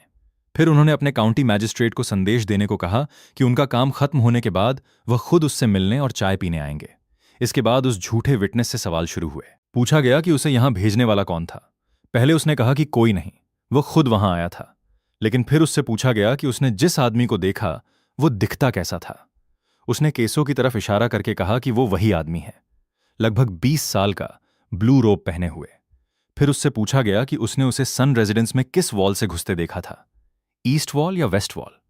उसके बाद उसका नाम, घर और काम पूछा गया। उसने कहा कि वह सिटी के दक्षिण में लगभग 5 ली दूर वीट उगाता है, लेकिन यह जवाब तुरंत पकड़ लिया गया, क्योंकि सिटी के दक्षिण में 5 ली की दूरी पर खेत नहीं बल्कि एक ग्रेवयार्ड था। अब साफ था कि वह झूठ बोल रहा था। उससे फिर पूछा गया कि उसे यहां किसने भेजा। वो चुप रहा। तब उसे चेतावनी दी गई कि अगर उसने सच नहीं बताया तो उस पर असैसिन के साथ कल्यूजन और गवर्नमेंट ऑफिशियल को फंसाने की कोशिश का आरोप लगेगा। आखिरकार उसका डर टूट गया। उसने सच बता दिया। उसे ली शॉये, ली वूजी ने भेजा था। काम पूरा होने के बाद उसे 52 सिल्वर देने का वादा किया गया था। उसने मर्सी की भीख मांगी। फिर पूछा गया कि कौन सा ली शॉये। उसने बताया कि वो सिटी के दक्षिण में रहने वाले ली योनवाई का बेटा है। फिर उससे ली वुजी के साथ उसका रिश्ता पूछा गया। उसने बताया कि वो ली फैमिली का सर्वेंट है और छोटे मोटे काम करता है। उससे ली रेजिडेंस के बारे में भी सवाल किए गए। दरवाजा किस दिशा में खुलता है। उसने बताया कि एंट्रेंस साउथ की तरफ है और वहां 3 सीढ़ियां हैं। अब चेंग चियानहू ने सवाल करना बंद कर दिया। दूसरे लोगों को लगा कि शायद अब मामला खत्म हो गया, लेकिन चेंग चियानहू ने कहा कि मामला खत्म नहीं हुआ है। इस आदमी की पहचान पूरी तरह वेरीफाई करनी होगी। अगर उसकी आइडेंटिटी क्लियर हो गई तो उसके पीछे छिपे असली मास्टरमाइंड तक पहुंचना संभव होगा। केसाओ गोंगजी के सामने चेंग चियानहू ने माफी मांगी कि उसे यह सब देखने को मिला। उसने कहा कि पहले खाना और शराब शुरू करें, इस आदमी का हिसाब बाद में किया जाएगा। फिर जाओ हन को बुलाया गया। उसे आदेश दिया गया कि उस आदमी को बाहर ले जाए और बहुत अच्छी तरह गार्ड करे। बिना अनुमति कोई भी व्यक्ति उसके पास नहीं जाएगा। इसके बाद लेडी जो ने शेन चियानहू से एक महत्वपूर्ण बात कही। उसने बताया कि पिछली रात उसके लोगों को रास्ते में एक यंग मैन ने रोका था। उसने अपना नाम जंग वेंजी बताया था और कहा था कि वो शहर के पश्चिम में रहने वाले जांग युनवाई का बेटा है। लेकिन अभी जो आदमी पकड़ा गया था उसने अपना नाम जांग जू बताया था। लेडी जो को शक था कि शायद यह आदमी वास्तव में वेस्टर्न जांग फैमिली से जुड़ा हुआ है। शेन चियानहू ने पूछा कि उसका मतलब क्या है। लेडी जो ने कहा कि शायद इस आदमी ने ली फैमिली का नाम जानबूझकर लिया है ताकि अपने असली मास्टर को बचा सके। शेन चियानहू ने कहा कि इस थ्योरी को वेरीफाई करना मुश्किल नहीं है, बस ये पता करना होगा कि वेस्टर्न जैंग फैमिली और सदर्न ली फैमिली के बीच असली रिलेशन क्या है। चियान मिंग को इनकीपर को बुलाने के लिए भेजा गया। कुछ ही देर बाद इनकीपर सामने आ गया। उससे पूछा गया कि वो लोकल है। फिर सीधे वेस्टर्न जैंग फैमिली और सदर्न ली फैमिली के संबंध के बारे में पूछा गया। इनकीपर ने बताया कि दोनों फैमिलीज पावरफुल हैं और दोनों से उलझना आसान नहीं है। वेस्टर्न जंग युनवाई वाटर ट्रांसपोर्ट का बिजनेस करता है, सदर्न ली युनवाई सॉल्ट ट्रांसपोर्ट का। लगभग 3 साल पहले दोनों फैमिलीज के बीच डॉक पर बड़ा कॉन्फ्लिक्ट हुआ था। उसमें 3 लोग मारे गए थे। तब से दोनों फैमिलीज एक दूसरे की कट्टर दुश्मन बनी हुई थीं। इसके बाद जांग फैमिली के यंग मास्टर की किसी खास पसंद या आदत के बारे में पूछा गया। इनकीपर ने एक महिला को बुलाने का संकेत दिया। जब वो सामने आई तो लोगों ने उसकी अपीयरेंस देखकर समझ लिया कि जैंग फैमिली के यंग मास्टर की नजर इस तरह के लोगों पर क्यों पड़ सकती है। फिर पूरी सिचुएशन को जोड़कर देखा गया। पहले रास्ते में कैरावैन को रोककर टेस्ट किया गया। फिर झूठा आरोप लगाकर गवर्नमेंट को बीच में लाने की कोशिश की गई। मकसद शायद ये था कि कैरावैन को गवर्नमेंट के कब्जे में फंसा दिया जाए और जब कैरावैन आगे नहीं बढ़ सके तब असली हमला किया जाए। अब तीनों ऑफिशियल्स ने साओ गोंगजी से विदा लेने का फैसला किया। उन्होंने कहा कि जाते समय वे जांग ज्यू को काउंटी यमन लेकर जाएंगे और पिंगजांग मैजिस्ट्रेट को भी इस मामले में वार्निंग देंगे। साओ गोंगजी ने उनका धन्यवाद किया, लेकिन जाने से पहले उसे एक और महत्वपूर्ण वार्निंग दी गई। नॉर्थ साइड का वाइस जनरल शिचेंगडोंग नाम का अधिकारी दुश्मनों के साथ कल्यूजन कर चुका था। उसका मामला सामने आने के बाद वह लगभग 3000 सोल्जर्स लेकर साउथ की तरफ भाग गया था। संभव है कि वो रास्ता बदलकर वाटर रूट से आगे बढ़े। इसलिए केस्याओ गोंगजी को आगे की यात्रा में विशेष सावधानी रखने की सलाह दी गई। इसके बाद शेन शियानहू और बाकी ऑफिशियल्स ने केस्याओ गोंगजी और लेडी जो से विदा ली। दोनों पक्षों ने एक दूसरे से कहा फिर मुलाकात होगी, और इसी के साथ वे वहां से चले गए। लेडी जो ने अचानक खिंगयान के बारे में यून जनबाई से पूछा कि वो उसे कैसी लगती है। यून जनबाई ने सहजता से कहा कि उसका चेहरा काफी सुंदर है। लेडी जो ने तब बताया कि खिंगयान वास्तव में एक महिला है। यून जनबाई को सच में हैरानी हुई। उसने कहा कि तभी समझ आया कि वो इतनी सुंदर क्यों दिखती है। लेडी जो ने पूछा कि आखिर चिंगयान को पुरुष बनकर रहने की जरूरत क्यों पड़ी। जवाब मिला कि इस दुनिया में किसी महिला के लिए अकेले बाहर रहना बहुत मुश्किल है। पुरुष का भेष रखने से काफी परेशानियों से बचा जा सकता है। फिर लेडी जो ने यून जनबाई से पूछा कि चिंगयान के बारे में उसकी पहली प्रतिक्रिया सच में जेन्युइन सरप्राइज थी या सिर्फ दिखावा। यून जनबाई ने कहा कि वो सच में हैरान हुआ था, लेकिन लेडी जो ने तुरंत पकड़ लिया कि जब यून जनबाई झूठ बोलता है तो वो सामने वाले की आंखों में देखने से बचता है। यून जनबाई ने आखिर मान लिया कि उसे पहले से पता था। उधर जांग वेंजी और उसके पिता के बीच एक और योजना बनाई जा रही थी। जांग वेंजी से कहा गया कि वो कुछ दिनों के लिए मिनन माउंटेन जाकर छिप जाए, लेकिन उसने साफ मना कर दिया। उसके पिता ने कहा कि कुछ समय के लिए छिपना ठीक है, लेकिन हमेशा के लिए समस्या से नहीं बचा जा सकता। तब जांग वेंजी ने फैसला किया कि अब आधे अधूरे कदम नहीं उठाने चाहिए। जांग ज्यू को मरना ही होगा। उसका तर्क था कि अगर विटनेस ही मर गया तो 1000 हाउस होल्ड ऑफिसर उसके खिलाफ केस कैसे साबित करेगा। लेकिन उसके पिता ने कहा कि वे खुद सीधे जांग ज्यू को नहीं मार सकते। यह काम काउंटी यमेन के लोगों से करवाना होगा। जांग ज्यू फिलहाल काउंटी जेल में बंद था। अगर वो वहीं मर जाता है तो काउंटी मैजिस्ट्रेट भी मामले को बड़ा होने से रोकने की कोशिश करेगा। उनके पास इसके लिए एक तरीका भी था। जेल में डेथ रो प्रिजनर्स मौजूद थे। अगर उनमें से किसी के परिवार को 120 सिल्वर दिए जाएं तो वो किसी भी काम के लिए तैयार हो जाएगा। जांग ज्यू को मारने के बाद इसे या तो सुसाइड बताया जा सकता था या फिर प्रिजनर्स के बीच हुई लड़ाई में एक्सीडेंटल डेथ। जांग वेंजी के पिता ने उसे साफ कहा कि वो पूरी व्यवस्था सावधानी से करे और कोई एविडेंस पीछे न छोड़े। साथ ही प्रोविंशियल सिटी में भी सही लोगों तक मैसेज पहुंचाने को कहा गया। इधर यून जनबाई अभी सोया नहीं था। लेडी जो ने उससे पूछा कि क्या वो अभी तक जाग रहा है। उसने कहा कि वो कुछ चीजों के बारे में सोच रहा है। तभी चिंगयान द्वारा ईस्ट मार्केट से खरीदी गई एक लोकल स्पेशलिटी लाई गई। कहा गया कि यह पिंगजियांग की खास चीज है। यून जनबाई ने उसे चखा और कहा कि यह थोड़ा खट्टा है। लेडी जो ने पूछा कि क्या उसे अच्छा नहीं लगा। फिर उसने दूसरी चीज चखने को दी, शायद ये मीठी हो। यून जनबाई ने उसे भी चखा और अजीब महसूस किया। लेडी जो ने कहा कि चिंगयान ने खरीदते समय बताया था कि यह बहुत मीठी है। फिर उसे पता चला कि जो चीज यून जनबाई ने चखी थी वो वही थी जिसे वो खुद पहले खा चुकी थी। लेडी जो ने मजाक में कहा कि शायद यून जनबाई की जीभ अब टेस्ट पहचानना भूल गई है। उसे तो वो बहुत मीठी लगी थी। यून जनबाई ने सोचा कि कहीं सच में उसकी टेस्ट सेंस में कोई प्रॉब्लम तो नहीं आ गई। लेडी जो ने फिर उससे पूछा कि अब मिठास महसूस हो रही है या नहीं। इसी दौरान यून जनबाई ने एक बेहद अजीब और खतरनाक जगह पर पहुंचकर वहां की स्थिति देखी। उसने कहा कि लोग अक्सर कहते हैं यामा को नाराज कर लो लेकिन लीजांग को मत छेड़ो, लेकिन उसके लिए यह बात अलग थी। उसने कहा कि ईवल कल्टीवेटर होने के कारण वो ऐसी बातों से डरने वाला नहीं है। अगर किसी की पूरी प्रॉपर्टी खत्म हो जाए तो वो सिर्फ पैसा खोना है, लेकिन अगर वो आज रात यहां नहीं पहुंचता तो यहां मौजूद दोनों लोगों का अंजाम बेहद खराब होता। उसने आसपास रखे कई बॉक्सेस को देखा। इनमें सिर्फ सिल्वर नहीं था। इन बॉक्सेस के पीछे हजारों इंसानों की जिंदगी और मौत छिपी थी। यहां रात का मनोरंजन भी इंसानों की सफरिंग पर आधारित था। यून जनबाई ने साफ कहा कि ऐसी चीजों को जारी रखने की कोई जरूरत नहीं। फिर वह जांग युआनवाई के घर पहुंचा। उसने आवाज लगाकर पूछा, जांग युआनवाई? उसने कहा कि उसने सुना है कि जांग फैमिली के पास काफी सिल्वर है और फिलहाल उसके पास पैसे की कमी है, इसलिए वो यहां से थोड़ा पैसा लेने आया है। जांग युआनवाई के सामने आर्म्ड गार्ड्स मौजूद थे, लेकिन यून जनबाई बिल्कुल शांत था। जांग युआनवाई ने कहा कि उसके घर में घुसना इतना आसान नहीं है। यून जनबाई ने उसे देखकर पूछा कि वह लगातार उसे क्यों घूर रहा है। फिर उसने कहा कि वह सवाल पूछ रहा है, क्या जांग युआनवाई उसे थोड़ा सिल्वर दे सकता है या नहीं। इसी बीच यून जनबाई पर पहले से इस्तेमाल किए गए किसी ड्रग का असर दिखाई देने लगा। जांग युआनवाई ने पूछा कि वो आखिर कौन है और किसने उसे भेजा है। यून जनबाई ने उसकी बात का सीधा जवाब नहीं दिया, बल्कि उसके विशाल घर का मजाक उड़ाने लगा। उसने कहा कि अंदर इतना बड़ा कॉम्पाउंड है कि चलते चलते वो लगभग रास्ता भूल गया था। फिर उसने जांग युआनवाई की कई वाइफ्स के बारे में टिप्पणी की। उसने कहा कि अगर वो सिर्फ पैसे लेने के लिए नहीं आया होता तो शायद अंदर जाकर उसकी मदद भी कर देता। फिर उसने जांग युआनवाई के शरीर और उसकी हालत का मजाक उड़ाया। जांग युआनवाई बार बार वही सवाल करता रहा, तुम कौन हो, किसने तुम्हें भेजा है। तभी ड्रग का असर और बढ़ गया। जांग युआनवाई को कुछ समझ आने लगा। फिर यून जनबाई ने वहां मौजूद लोगों के सामने जांग युआनवाई को और शर्मिंदा करना शुरू कर दिया। उसने उसकी कमजोरी पर खुले तौर पर मजाक किया। जांग युआनवाई गुस्से से भर गया और अपने लोगों को आदेश दिया कि उसे मार डालो, लेकिन तभी उसका बेटा भी वहां पहुंच गया। उसने अपने पिता की हालत देखकर पूछा कि आखिर हुआ क्या है। जांग युनवाई ने उसे दूर हटने के लिए कहा। फिर उसने जांग वेंजी को अपने पास बुलाया, लेकिन यून जेनबाई ने उसे रोक दिया। उसने कहा कि जांग युनवाई को उसे मारने से पहले एक और व्यक्ति को मारना चाहिए। वो व्यक्ति था वो ड्रग बेचने वाला। यून जेनबाई ने कहा कि जांग युनवाई अगर चाहे तो वह खुद उस आदमी को ढूंढकर मारने में उसकी मदद कर सकता है। जांग युनवाई को समझ नहीं आया कि आखिर यून जेनबाई किस ड्रग की बात कर रहा है। तभी यून जेनबाई ने उसे और परेशान करना शुरू कर दिया। जांग युनवाई ने अपने लोगों को आदेश दिया कि वे तुरंत हमला करें।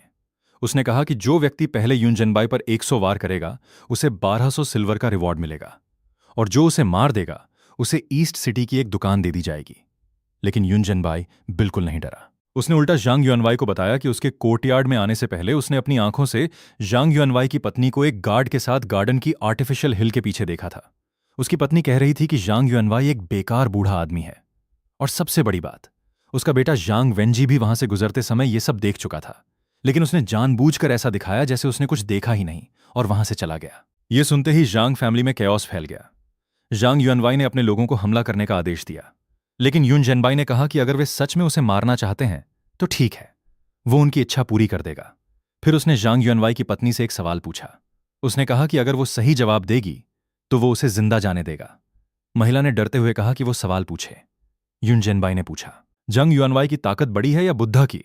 महिला ने तुरंत जवाब दिया, बुद्धा की। फिर यून जेनबाई ने पूछा कि अगर बुद्धा की शक्ति बड़ी है तो फिर डीमोनिक मैजिकल आर्टिफैक्ट्स, डीमंस और मॉन्स्टर्स को कैसे सप्रेस कर सकते हैं? उसने खुद ही कहा कि उनकी शक्ति असीमित है। फिर उसने जांग युनवाई से पूछा कि क्या उसने अपनी पत्नी का जवाब सुना? यहां तक कि उसकी पत्नी भी मानती है कि वो कमजोर है, तो फिर वो जिंदा क्यों है? उसे मर जाना चाहिए। महिला घबरा गई। यून जेनबाई ने उससे पूछा कि आखिर उसे लगता है कि उसने सही जवाब दिया या गलत। महिला ने डरते हुए कहा कि उसका जवाब सही था, लेकिन यून जेनबाई ने कहा, गलत। सही जवाब वो खुद था। अब उसकी नजर जांग वेंजी पर गई। उसने उससे एक सवाल पूछा। सवाल था, सब इंसान हैं, फिर कुछ लोगों की जान इतनी वैल्यूबल क्यों होती है और कुछ लोगों की जान इतनी सस्ती क्यों? जांग वेंजी ने जवाब दिया कि इंसान जन्म से ही बराबर नहीं होते। कुछ लोगों की जिंदगी वैल्यूबल होना हेवन ने तय किया है, और कुछ लोगों की जिंदगी सस्ती होना भी हेवन का ही फैसला है। उसने कहा कि उसके पिता ने उसे सिखाया था कि गांवों में रहने वाले गरीब फार्मर्स की जान कुछ सिल्वर से ज्यादा की नहीं होती। वे पैदा ही इसलिए होते हैं कि पावरफुल लोगों के लिए एनिमल्स की तरह काम करें। उसके अनुसार यही दुनिया का रूल है। अगर वो पैसे देकर उन लोगों को खरीदता है तो वो उन्हें जीने का मौका ही देता है। वो उनके परिवार को भी सिल्वर देता है, इसलिए उसकी नज़र में ये अनफेयर नहीं था। उसने यून जेनबाई से कहा कि वो खुद पावरफुल है और उसे इस दुनिया का रूल समझना चाहिए। यहां रूल यही है, स्ट्रॉन्गेस्ट सर्वाइव्स। अगर यून जेनबाई उसे मारता है तो वो सिर्फ इसलिए क्योंकि यून जेनबाई उससे ज्यादा स्ट्रांग है। वो ये स्वीकार कर सकता है, लेकिन उसे मार देने से समस्या खत्म नहीं होगी। उसके जैसे हजारों और लोग पैदा हो जाएंगे। यून जेनबाई ने यह सुनकर कहा कि इस आदमी की बातें और उसका कॉन्फिडेंस देखकर तो उसे खुद लगने लगा है कि कहीं वो इस कहानी का विलन तो नहीं बन गया। फिर उसने वहां मौजूद बाकी लोगों की तरफ देखा और पूछा, क्या तुम लोग भी इसी तरह सोचते हो? तभी एक अलग आवाज सामने आई। उसने कहा कि उसे पता है कि इन लोगों ने जो किया वह गलत है।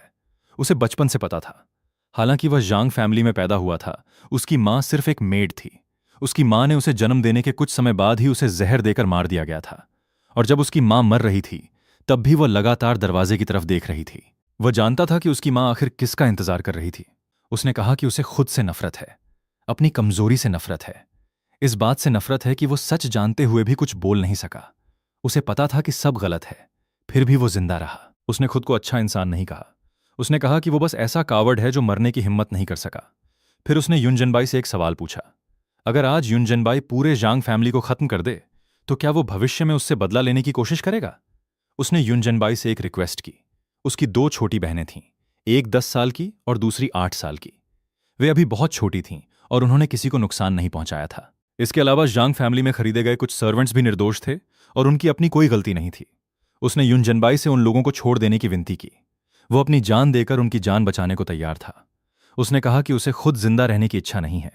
उसने अपने भाइयों की तरफ इशारा किया और कहा कि जिन जांग फैमिली मेंबर्स के हाथ निर्दोष लोगों के खून से रंगे हैं, यून जेनबाई उनके साथ जो चाहे करे, बस निर्दोष लोगों को छोड़ दे। उसकी बात सुनकर बाकी फैमिली मेंबर्स उस पर भड़क गए। उन्होंने उसे पागल कहा और कहा कि अगर उसे मरना है तो अकेला मरे। उस पर आरोप लगाया गया कि वो अपने ही पिता को मरवाकर फैमिली प्रॉपर्टी हड़पना चाहता है। लेकिन यून जेनबाई ने उसकी बातों को गंभीरता से लिया। उसने उसका नाम पूछा। उसने जवाब दिया, जांग वेंगशीन। यून जेनबाई ने उससे पूछा कि अगर आज उसके अलावा और उसके बताए निर्दोष लोगों को छोड़कर बाकी सभी को खत्म कर दिया जाए तो उसके बाद वो क्या करेगा। जैंग वेंशिन ने बताया कि आज रात की घटना की जांच गवर्नमेंट जरूर करेगी, लेकिन जू मैजिस्ट्रेट बहुत डरपोक है। वो मामला वाटर ट्रांसपोर्ट ऑफिस और जैंग फैमिली द्वारा खरीदे गए ऑफिशियल्स तक पहुंचा देगा। उन लोगों को असल में सिल्वर और अपने एविडेंस की चिंता होगी। वे वहां पहुंचते ही सभी विटनेसेस को खत्म करने की कोशिश करेंगे। इसलिए जांग वेंशन ने कहा कि यून जेनबाई सभी अकाउंट बुक्स, लेटर्स और सिल्वर नोट्स अपने साथ ले जाए। जब ये चीजें उनके पास नहीं रहेंगी तो सामने वाले भी उन्हें मारने से पहले सोचेंगे। यून जेनबाई ने पूछा कि अगर वो सब कुछ ले जाए तो ये लोग खाएंगे क्या। जांग वेंशन ने जवाब दिया कि फैमिली के पास पर्याप्त अनाज है। अगर सिल्वर भी खत्म हो जाए तो वे खुद खेत में काम करके जिंदा रह सकते हैं। फिर उसने अपनी योजना बताई। स्टोर हाउस का सिल्वर भी यूं जेनबाई ले जाए। इसके बाद गवर्नमेंट को जब कोई मर्डरर नहीं मिलेगा तो वो इसे बैंडिट्स का हमला समझेगी। वो गार्ड्स की लाशें एक जगह इकट्ठी कर देगा। चारों तरफ सॉर्ड्स और वेपन्स बिखरे होंगे। कुछ बॉडीज को ऐसा दिखाया जाएगा जैसे अटैकर्स और गार्ड्स दोनों एक दूसरे को मारते हुए मरे हों। दीवार पर खून से एक कैरेक्टर लिख दिया जाएगा ताकि शक सडनली फैमिली पर जाए। और सभी सर्वाइवर्स की कहानी एक जैसी होगी। कुछ मास्क्ड मैन वॉल पार करके अंदर आए। उन्होंने लोगों को मारना शुरू किया और वे लोग किसी तरह छिपकर बच गए। उसका कहना था कि विटनेस स्टेटमेंट जितना सिंपल होगा, गलती होने की संभावना उतनी ही कम होगी। यूं जेनबाई ने पूछा कि यह सब उसे किसने सिखाया। जैंग वेंशन ने बताया कि पहले मैंशन में एक टीचर हुआ करता था, लेकिन 2 साल पहले उसे निकाल दिया गया था। फिर यून जेनबाई ने एक और बात नोटिस की। जैंग वेंशन ने शुरू से आखिर तक अपने पिता को एक बार भी पिता नहीं कहा था। जैंग वेंशिन ने बताया कि जब उसकी मां मर रही थी वह उसके पास मौजूद था। मरते समय उसकी मां की आंखें खुली थीं। एक मेड ने उसे बताया था कि उसकी मां मरने से पहले अपने पिता से एक बार मिलना चाहती थी, लेकिन वो आदमी उसके पास नहीं आया। जांग वेंशिन ने कहा कि उसकी मां को उससे मिलने की जितनी इच्छा थी उतनी तो शायद किसी पराये इंसान को भी नहीं होती। उसने साफ कहा, वो आदमी उसका पिता नहीं है। वो सिर्फ एक बूढ़ा आदमी था जिसने नशे में उसकी मां का शोषण किया था। तभी उस आदमी ने भी अपना पक्ष दिखाया। उसने कहा कि उसकी मां सिर्फ उसकी मैंशन की मेड थी। उसने उसे खाना दिया था, इसलिए बदले में उसके शरीर पर उसका अधिकार होना उसे गलत नहीं लगता था। उसने कहा कि वो उसके पास क्यों जाता, क्योंकि वो मेड उसके लायक नहीं थी। यूं जिनबाई को उसकी बातें सुनना पसंद नहीं आया। उसने कहा कि उसे किसी बूढ़े कुत्ते की मरने से पहले की चीखें सुनना पसंद नहीं। इसके बाद जंग युनवाई की मौत हो गई। यून जिनबाई ने राहत की सांस ली और कहा कि अब कम से कम शांति है। फिर उसने जंग वेंशिन से कहा कि अब समय कम है। उसकी बताई योजना के अनुसार ही सब किया जाएगा। कुछ सिल्वर, जांग, वेंशिन और बाकी निर्दोष लोगों के लिए छोड़ दिया गया। यूं जेनबाई ने उन्हें चेतावनी दी कि अगर कोई गवर्नमेंट ऑफिशियल या दूसरा व्यक्ति उन्हें टॉर्चर करके उससे जुड़ी जानकारी निकलवाने की कोशिश करे तो वे जिद न करें, सीधे उसका नाम बता दें। जांग वेंशिन ने कहा कि उसकी इस कृपा का बदला वे कभी नहीं चुका सकते। वे मर जाएंगे लेकिन उसका नाम नहीं बताएंगे। यूं जेनबाई ने कहा कि एब्सोल्यूट स्ट्रेंथ के सामने कभी कभी ट्रूथ को भी चुप रहना पड़ता है। इधर जांग वेंगसिन अपने छोटे भाई जांग बाओ से बात कर रहा था। उसने कहा कि उसे अपने किए पर दुख है। उसने बताया कि उसने फैमिली ब्लडलाइन को बचाने के लिए इतना कुछ किया। सबको लगा कि वो अपने पिता से सच में नफरत करता है और मर्डरर की मदद कर रहा है, लेकिन उसका असली मकसद कुछ और था। वो सिर्फ जिंदा रहना चाहता था, क्योंकि जब तक वो जिंदा रहेगा किसी दिन अपने पिता से बदला ले सकता है। उसने जानबूझकर अपनी मां की मौत का इस्तेमाल सिंपैथी पाने के लिए किया था। अपने पिता को गालियां देना भी उसी योजना का हिस्सा था, ताकि उसके पिता को उस पर भरोसा हो जाए। उसका पिता सोच रहा था कि जांग फैमिली खत्म हो गई है, लेकिन उसे पता नहीं था कि जांग वेंगसीन अभी जिंदा है और उसका छोटा भाई बाओ भी जिंदा है। जांग बाओ ने कहा कि वो अपने पिता का बदला लेना चाहता है। जांग वेंगसीन ने पूछा कि वो बदला कैसे लेगा। जांग बाओ ने कहा कि उसके पिता की मौत बहुत दर्दनाक थी और उसकी रिजेंटमेंट इतनी ज्यादा थी कि वो शायद एक वेंजफुल घोस्ट बन चुका है। उसका दावा था कि उसका पिता अभी भी उन्हें देख रहा है। उसने कहा कि वो भी अपने पिता को देखना चाहता है, लेकिन यून जेनबाई ने दोनों भाइयों को समझाया कि घोस्ट्स भी बदला नहीं ले सकते और इंसानों को भी बदला लेने की कोशिश नहीं करनी चाहिए। उन्हें बस अच्छी तरह जिंदा रहना चाहिए। इसी बीच कुछ लोगों ने यून जेनबाई की असली स्ट्रेंथ पर चर्चा की। उनके अनुसार वह किसी ऐसे कल्टिवेटर जैसा था जो उन महान एग्जिस्टेंसेस के लेवल पर पहुंच चुका है जिनसे इंपीरियल कोड भी आसानी से नहीं उलझ सकता। सबसे ज्यादा हैरानी इस बात पर थी कि जाते समय यून जेनबाई ने खुद कहा था कि अगर वे किसी परेशानी में पड़ें तो उसका नाम बता दें। ये उसकी कॉन्फिडेंस और करेज को दिखाता था। उधर यून जेनबाई कुछ समय आराम करने के लिए चला गया। फिर सिस्टम ने बताया कि कुल 188 लोगों की किलिंग पूरी हुई है और उनकी एट्रीब्यूट्स का प्लंडर शुरू हुआ। इसके बाद वह आगे की यात्रा की तैयारी करने लगा। दूसरी तरफ एक बड़ी आर्मी पिंगजांग सिटी की तरफ बढ़ रही थी। कमांडर को बताया गया कि शहर अब सिर्फ 50 ली दूर है। उसने पूछा कि शहर में कितने सोल्जर्स हैं। जवाब मिला कि पिंगजांग एक छोटा काउंटी टाउन है और वहां सिर्फ कुछ 100 गार्ड्स हैं। उनमें से ज्यादातर ने असली बैटलफील्ड कभी देखा तक नहीं था। कमांडर ने सिल्वर और ग्रेन के बारे में पूछा। उसे बताया गया कि शहर छोटा जरूर है लेकिन गरीब नहीं है। अगर शहर को पूरी तरह लूट कर लिया जाए तो पर्याप्त सिल्वर और फूड मिल जाएगा। कमांडर ने अपने सोल्जर्स को तेजी से आगे बढ़ने का आदेश दिया। उसका आदेश साफ था, दोपहर से पहले पिंगजांग सिटी पहुंचना है। शहर में घुसने के बाद सिल्वर, फूड और विमेन को फ्रीली लूट किया जाएगा और सनसेट तक वेपन्स नहीं रोके जाएंगे। उसका इरादा था कि ज्यादा से ज्यादा यंग विमेन को पकड़कर ले जाया जाए। फिर उसने पीछे आने वाली आर्मी के बारे में पूछा। उसे बताया गया कि उन्हें रास्ते में मिसलीड किया गया है और कम से कम 2 दिन लगेंगे वहां पहुंचने में, इसलिए आर्मी को तुरंत पिंगजांग सिटी पर हमला करके वहां से निकलना था। कमांडर ने आगे का एस्केप रूट भी तय किया। सिटी पर कब्जा करने और थोड़ा रेस्ट करने के बाद वे वाटर रूट से रास्ता बदलेंगे, हन्यून पास को पार करेंगे, फिर वू रिवर से निकलकर जिमिंग माउंटेन पार करेंगे और सीधे गुयांग की तरफ जाएंगे। कुछ ही समय बाद आर्मी सिटी गेट्स के सामने पहुंच गई। कमांडर ने कहा कि वो सिर्फ थोड़े समय तक इंतजार करेगा। अगर गेट नहीं खुला तो उसे खोलने की जरूरत ही नहीं होगी। सिटी गार्ड ने विनती की कि उसे कुछ समय दिया जाए। वो बिना ऑफिशियल ऑर्डर के गेट नहीं खोल सकता था, लेकिन कमांडर ने साफ कहा, समय खत्म होने के बाद कोई इंतजार नहीं होगा।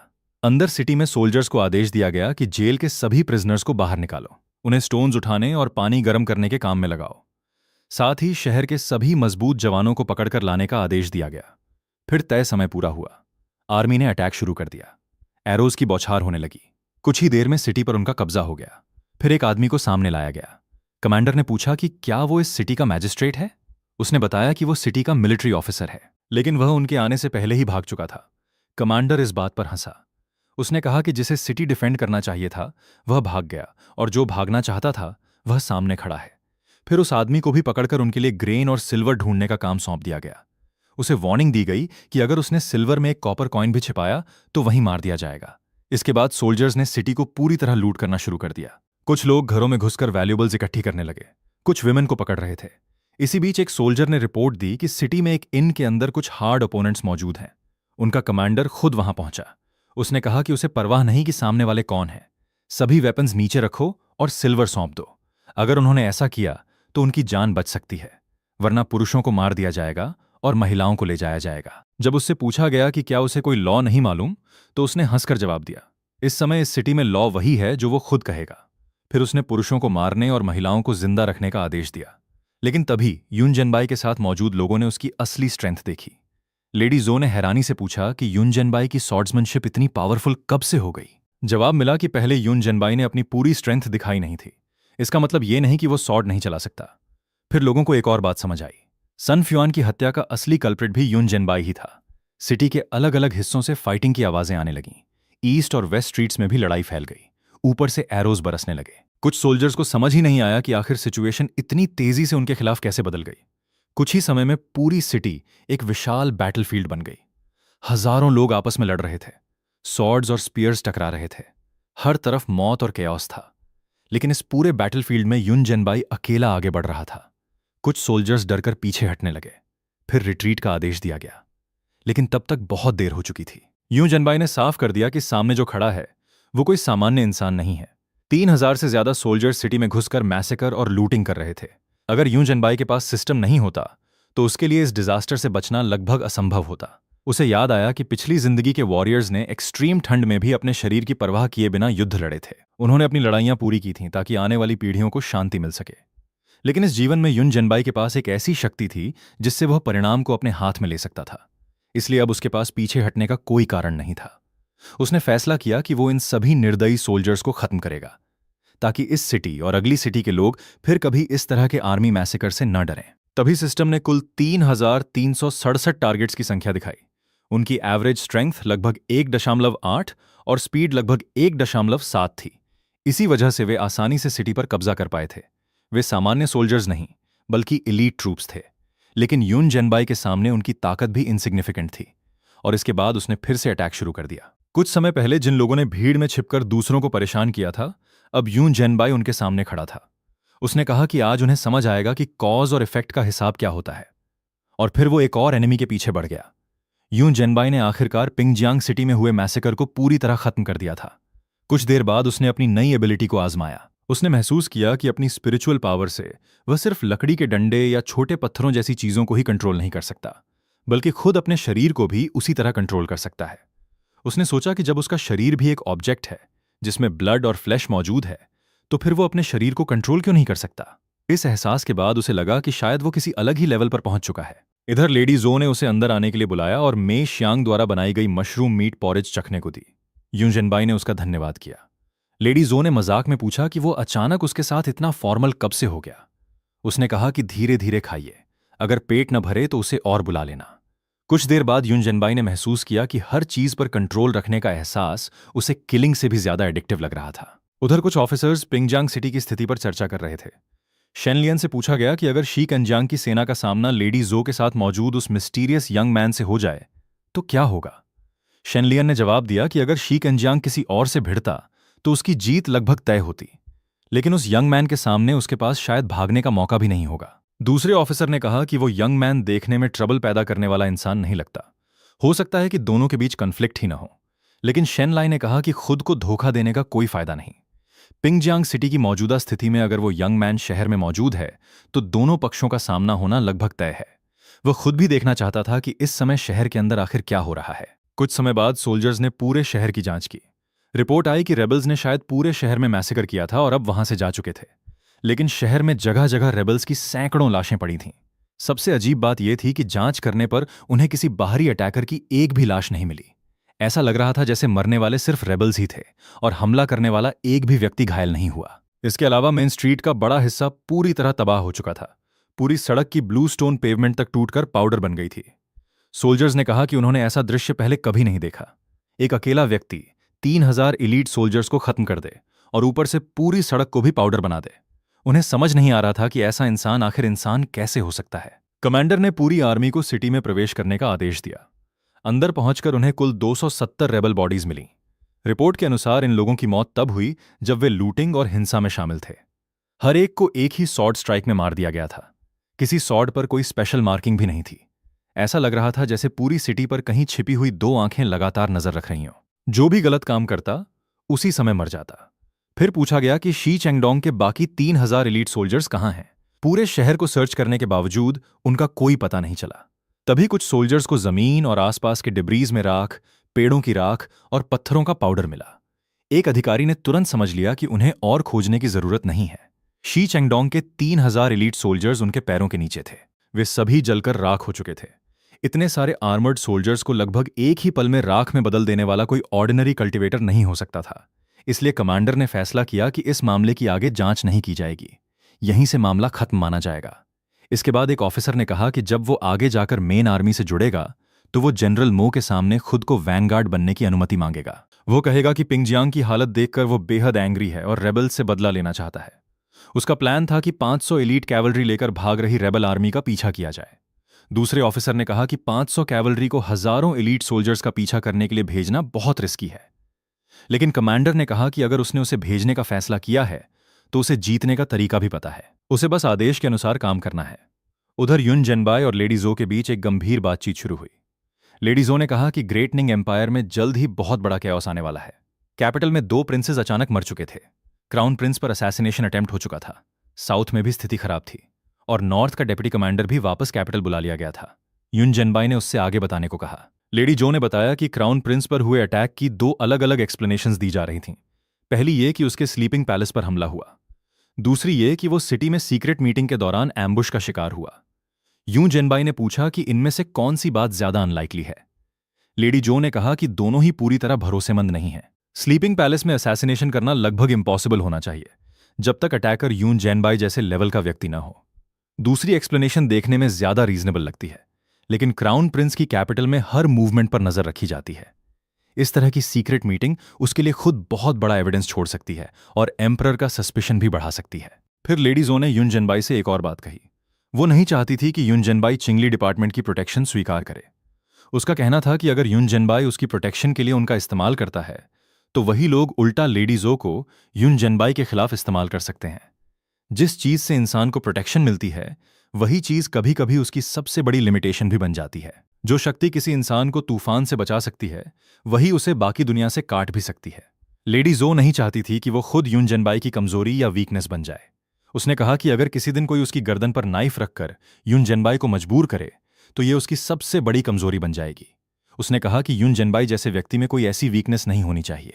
युन जेनबाई ने जवाब दिया कि अगर वह चिंगली डिपार्टमेंट की प्रोटेक्शन स्वीकार नहीं करना चाहती तो उसे स्वीकार करने की जरूरत नहीं है। उसे भरोसा था कि लेडी जाओ अपनी इंटेलिजेंस और एबिलिटी के दम पर खुद भी अच्छा जीवन जी सकती है। फिर लेडी जाओ ने एक एंशंट बुक का रेफरेंस दिया। उसने बताया कि उसने एंशंट कल्टीवेटर्स के बारे में पढ़ा था, जिनके शरीर में ऐसी शक्ति थी कि वे पत्थर तोड़ सकते थे और रिवर्स का फ्लो तक रोक सकते थे। उनकी अंतिम टीचिंग्स में कहा गया था कि इंसान अपने शरीर में हेवन और अर्थ को समेटने जैसी क्षमता हासिल कर सकता है। आने वाली पीढ़ियां भी उस मेथड को सीखकर माउंटेन्स को रोक सकती हैं और रिवर्स का फ्लो काट सकती हैं। पहले लेडी जो को ऐसी बातें सिर्फ एंशंट लेजेंड्स लगती थीं, लेकिन यून जिनबाई से मिलने के बाद उसे उन बातों पर विश्वास हो गया। फिर उसने यून जिनबाई से कहा कि उसकी एक इच्छा है। यून जिनबाई ने पूछा कि कैसी इच्छा? लेडी जो ने कहा कि वह खुद उस ब्लड लाइन की पावर को महसूस करना चाहती है। यून जिनबाई कुछ पल के लिए कंफ्यूज्ड हो गया। उसे समझ नहीं आया कि आखिर इस तरह की शक्ति को महसूस कैसे किया जाए। उसने मजाक में सोचा कि क्या उसे एक ही थप्पड़ में लेडी जो को मीट पेस्ट बना देना पड़ेगा। लेडी जो तुरंत घबरा गई और यूं जिनबाई को एहसास हुआ कि उसने शायद बात को गलत दिशा में समझ लिया था। उसने खुद भी मजाक में कहा कि थोड़ी सी विनेगर के लिए पूरी प्लेट डंपलिंग्स बनाना कुछ ज्यादा ही हो गया। फिर लेडी जो ने कहा कि आज के लिए इतना ही काफी है। कुछ समय बाद यूं जिनबाई को खबर मिली कि कोई वापस आ गया है। उसने जाओहन को बुलाया। उसे बताया गया कि सूमो वापस आ चुका है और उनकी तरफ ही आ रहा है। यूं जिनबाई ने जाओहन को रास्ते के एंट्रेंस पर जाकर उसे रिसीव करने का आदेश दिया। कुछ ही देर बाद सूमो सामने पहुंचा। उसने यूं जिनबाई को सम्मानपूर्वक प्रणाम किया। यूं जिनबाई ने उसे उठकर बात करने को कहा। सूमो ने बताया कि लू जिवेशी ने खुद एक रिटन रिप्लाई भेजा है और यून जिनबाई ने जो भी कंडीशंस रखी थीं उन सभी को स्वीकार कर लिया गया है। यून जिनबाई ने पूछा कि लू जिवेशी ने और क्या कहा। सूमो ने बताया कि फिलहाल यून जिनबाई को उसके कमांड के अंडर ऑफिशियली अटैच किया जाएगा। वह रोजमर्रा के असाइनमेंट्स के लिए उसकी कमांड में रहेगा, लेकिन उसे इस बात की चिंता करने की जरूरत नहीं कि यून जिनबाई किस व्यक्ति की जांच करना चाहता है या कौन सा मामला देखना चाहता है। सूमो और उसके लोग पूरी तरह कोऑपरेट करेंगे। इसके अलावा लू जिवेशी ने युशान विलेज केस के बारे में भी फैसला किया है। यून जिनबाई को अब उस मामले की चिंता करने की जरूरत नहीं। उसने केस फाइल्स यनचेंग से छिंगली डिपार्टमेंट में ट्रांसफर करने का आदेश दे दिया है। अब उस पूरे केस की दोबारा इन्वेस्टिगेशन होगी और लेडी जो को पूरी तरह निर्दोष साबित करने की कोशिश की जाएगी। फिर सूमो ने एक और बात बताई। लू जिवेशी शुरू में यून जिनबाई को सीधे 1000 हाउस होल्ड ऑफिसर का पोजीशन देना चाहता था, लेकिन इतनी बड़ी अपॉइंटमेंट के लिए एम्परर की अप्रूवल जरूरी थी और यून जिनबाई के पास अभी कोई मिलिट्री अचीवमेंट भी नहीं था। अगर उसे सीधे 1000 हाउस होल्ड ऑफिसर बनाया जाता तो लोग सवाल उठा सकते थे। इसलिए फिलहाल उसे 100 हाउस होल्ड ऑफिसर का पोजीशन दिया गया है। आगे जब वो अचीवमेंट्स हासिल कर लेगा तब उसे प्रमोट किया जाएगा। यूं जिनबाई ने समझ लिया कि यह सिर्फ रिक्रूटमेंट नहीं है। लू जिवेशी ने उस पर इन्वेस्टमेंट किया है, लेकिन उसने अभी पूरी तरह रिस्क नहीं लिया। उसने आधा भरोसा दिखाया था और बाकी आधा यूं जिनबाई के फ्यूचर अचीवमेंट्स पर छोड़ दिया था। सूमो ने फिर उसे उसकी बॉडी साइज के अनुसार तैयार किया गया ऑफिशियल बैज दिया। यह वेस्ट टोकन लू जिवेशी ने खुद अप्रूव किया था। साथ ही उसे राजधानी के सबसे अच्छे क्राफ्ट्समैन द्वारा बनाई गई एक सॉर्ड भी दी गई। यूं जिनबाई ने कहा कि बाकी सामान रख दो और सूमो को आराम करने के लिए भेज दिया। अब उसके पास ऑफिशियल 100 हाउस होल्ड ऑफिसर का पोजीशन था। यह रैंक 7th ग्रेड के बराबर था। वो अपने 100 हाउस होल्ड ऑफिस के लिए खुद लोगों को चुन सकता था और लोकल गवर्नमेंट के सीधे कंट्रोल में नहीं आता था। यूं जिनबाई ने अपने नए सॉर्ड और ऑफिशियल बैज को देखा। उसने महसूस किया कि आज से वो इस दुनिया में कोई अननोन व्यक्ति नहीं रहा। लेडी जो को जब युशान विलेज केस के बारे में बताया गया तो उसे राहत मिली। किंगली डिपार्टमेंट ने ऑफिशियली केस अपने हाथ में ले लिया था और उस मामले में इन्वॉल्व लोगों को भी राहत मिलने वाली थी। सूमो ने बताया कि लेडी जो के लौटने से पहले ही उसका नाम पूरी तरह क्लियर किया जा सकता है। उससे कहा गया कि पहले उनके साथ मौजूद ल्यू शियानहू को अब मियान सिटी में ट्रांसफर कर दिया गया है। अगर आगे किसी चीज की जरूरत पड़े तो वो सीधे उससे संपर्क कर सकती है। लेडी जो ने पूछा कि क्या अब यून जिनबाई उसके साथ मियान सिटी वापस नहीं जाएगा। यून जिनबाई ने कहा कि उसने चिंगली डिपार्टमेंट की पोजीशन स्वीकार कर ली है और ब्लू लेक टाउन में एक केस है जिसमें उसकी खास दिलचस्पी है। सूमो ने यह भी बताया कि इंपीरियल कोर्ट में जल्द ही बड़ा पॉलिटिकल स्टॉर्म आने वाला है, इसलिए लेडी जो को वापस जाते समय बहुत सावधान रहना होगा। उसे स्वॉर्ड्समैनशिप की प्रैक्टिस जारी रखने और बाहर निकलते समय पर्याप्त गार्ड साथ रखने की सलाह दी गई। फिर लेडी जो ने यून जिनबाई से पूछा कि अगर भविष्य में उसे फिर किसी बच्चे को ऐसी मुसीबत में मिलता देखा तो क्या वो उसे बचाएगा। यून जिनबाई ने सीधा जवाब नहीं दिया। उसने कहा कि यह सिचुएशन पर डिपेंड करेगा। यह एक कैओटिक एरा है और इस समय अनगिनत परिवार बर्बाद हो चुके हैं। लेडी जो ने कहा कि यून जिनबाई को जितना वो जानती है उसके हिसाब से वो ऐसे बच्चों को देखकर शायद चुपचाप आगे नहीं निकल पाएगा। अगर वो सच में उन बच्चों की प्रोटेक्शन करना चाहता है तो वो भी इसमें उसका साथ देगी। यून जिनबाई ने पूछा कि वो उसकी मदद कैसे करेगी। लेडी जो ने बताया कि उसके पास कुछ सेविंग्स हैं और कुछ भरोसेमंद लोग भी हैं। वो एक ऐसी जगह पर जमीन खरीदना चाहती है जहां खेत और पानी दोनों हों। वो वहां एक स्कूल बनाना चाहती है और ऐसा सेल्फ सफिशिएंट सेटलमेंट तैयार करना चाहती है जहां वे अपने लिए फूड पैदा कर सकें और जरूरतमंद बच्चों को सुरक्षित जगह दी जा सके। लेडी जो ने बताया कि आम दिनों में वहां रहने वाले लोग बिल्कुल साधारण किसान परिवारों की तरह रहेंगे, लेकिन इस कैओटिक एरा में सिर्फ काइंडनेस काफी नहीं है। अगर उस काइंडनेस की रक्षा करने के लिए पावर न हो तो वही काइंडनेस दूसरों के लिए आसान शिकार बन जाती है। उसने कहा कि अगर यून जनबाई उसे अनुमति दे दे तो वो बाहर लोगों के सामने ये कह सकती है कि वो जमीन और पूरा सेटलमेंट छिंगली डिपार्टमेंट की प्रॉपर्टी है। फिर लेडी जो ने यून जनबाई को एक छोटा सा गिफ्ट दिया। उसने बताया कि उसने इसे कई दिनों तक खुद अपने हाथों से बनाया है और उसकी स्टिचिंग थोड़ी रफ हो सकती है, इसलिए वो इसे देखकर उसे बुरा न माने।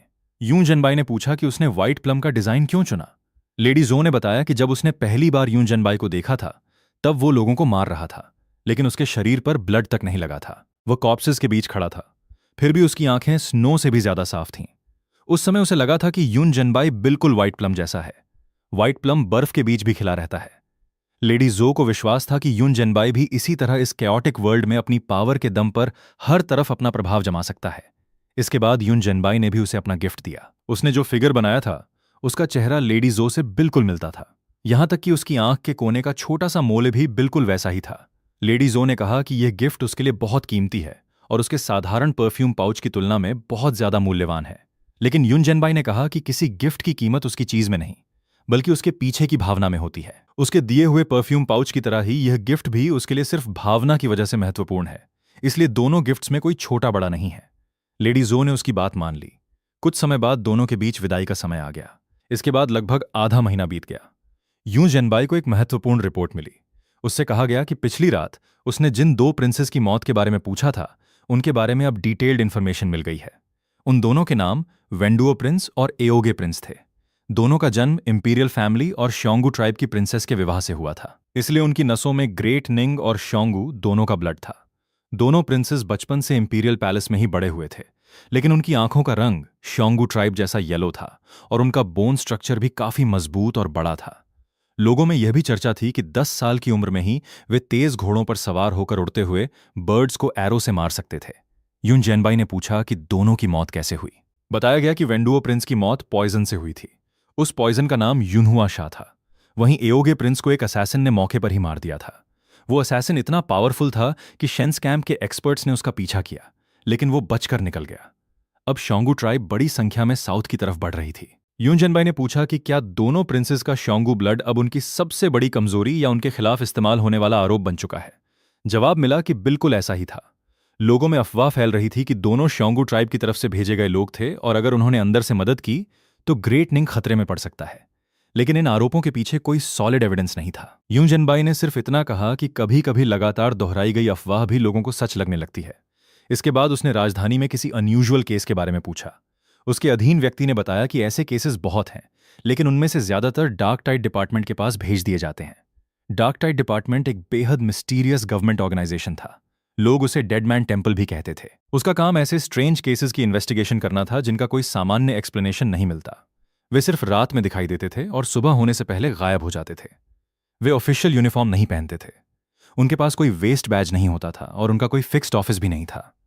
जब यून जनबाई ने पूछा कि उन्हें पहचाना कैसे जाता है तो बताया गया कि उनके शरीर से एक खास तरह की स्मेल आती है।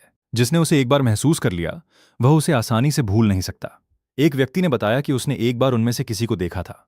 वह ग्रे रोब पहने हुए था और उसके सिर पर बैम्बू हैट था, इसलिए चेहरा साफ दिखाई नहीं दे रहा था। अजीब बात यह थी कि दिन के समय भी उसके आसपास की लाइट बाकी जगहों से कुछ ज्यादा डार्क लग रही थी। उससे बात करते समय उसकी पीठ में लगातार ठंडक महसूस होती थी। फिर एक पुराने स्ट्रेंज केस का एग्जाम्पल दिया गया। एक साल राजधानी में एक घर के मालिक ने रात में अपने दरवाजे के पास एक सफेद कपड़े पहने महिला को देखा।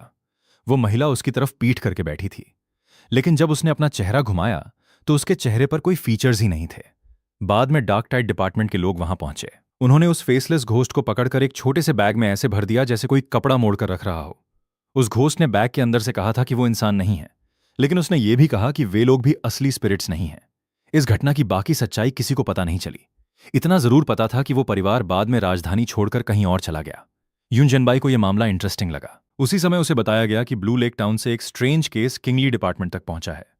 मिनिस्ट्री ऑफ रेवेन्यू द्वारा भेजे गए एक ऑफिसर मैंग लैंगजोंग अचानक गायब हो गए थे। लू जिवेशी ने सूमो को पहले वहां जाकर सिचुएशन देखने और जरूरत पड़ने पर केस को डार्क टाइड डिपार्टमेंट तक भेजने का आदेश दिया था। यून जनबाई ने पूरी डिटेल्स पूछी। बताया गया कि गायब होने से एक रात पहले गार्ड्स ने अपनी आंखों से मैंग लैंगजोंग को लैंप बुझाते हुए देखा था। अगली सुबह उनका रूम अंदर से लॉक्ड था।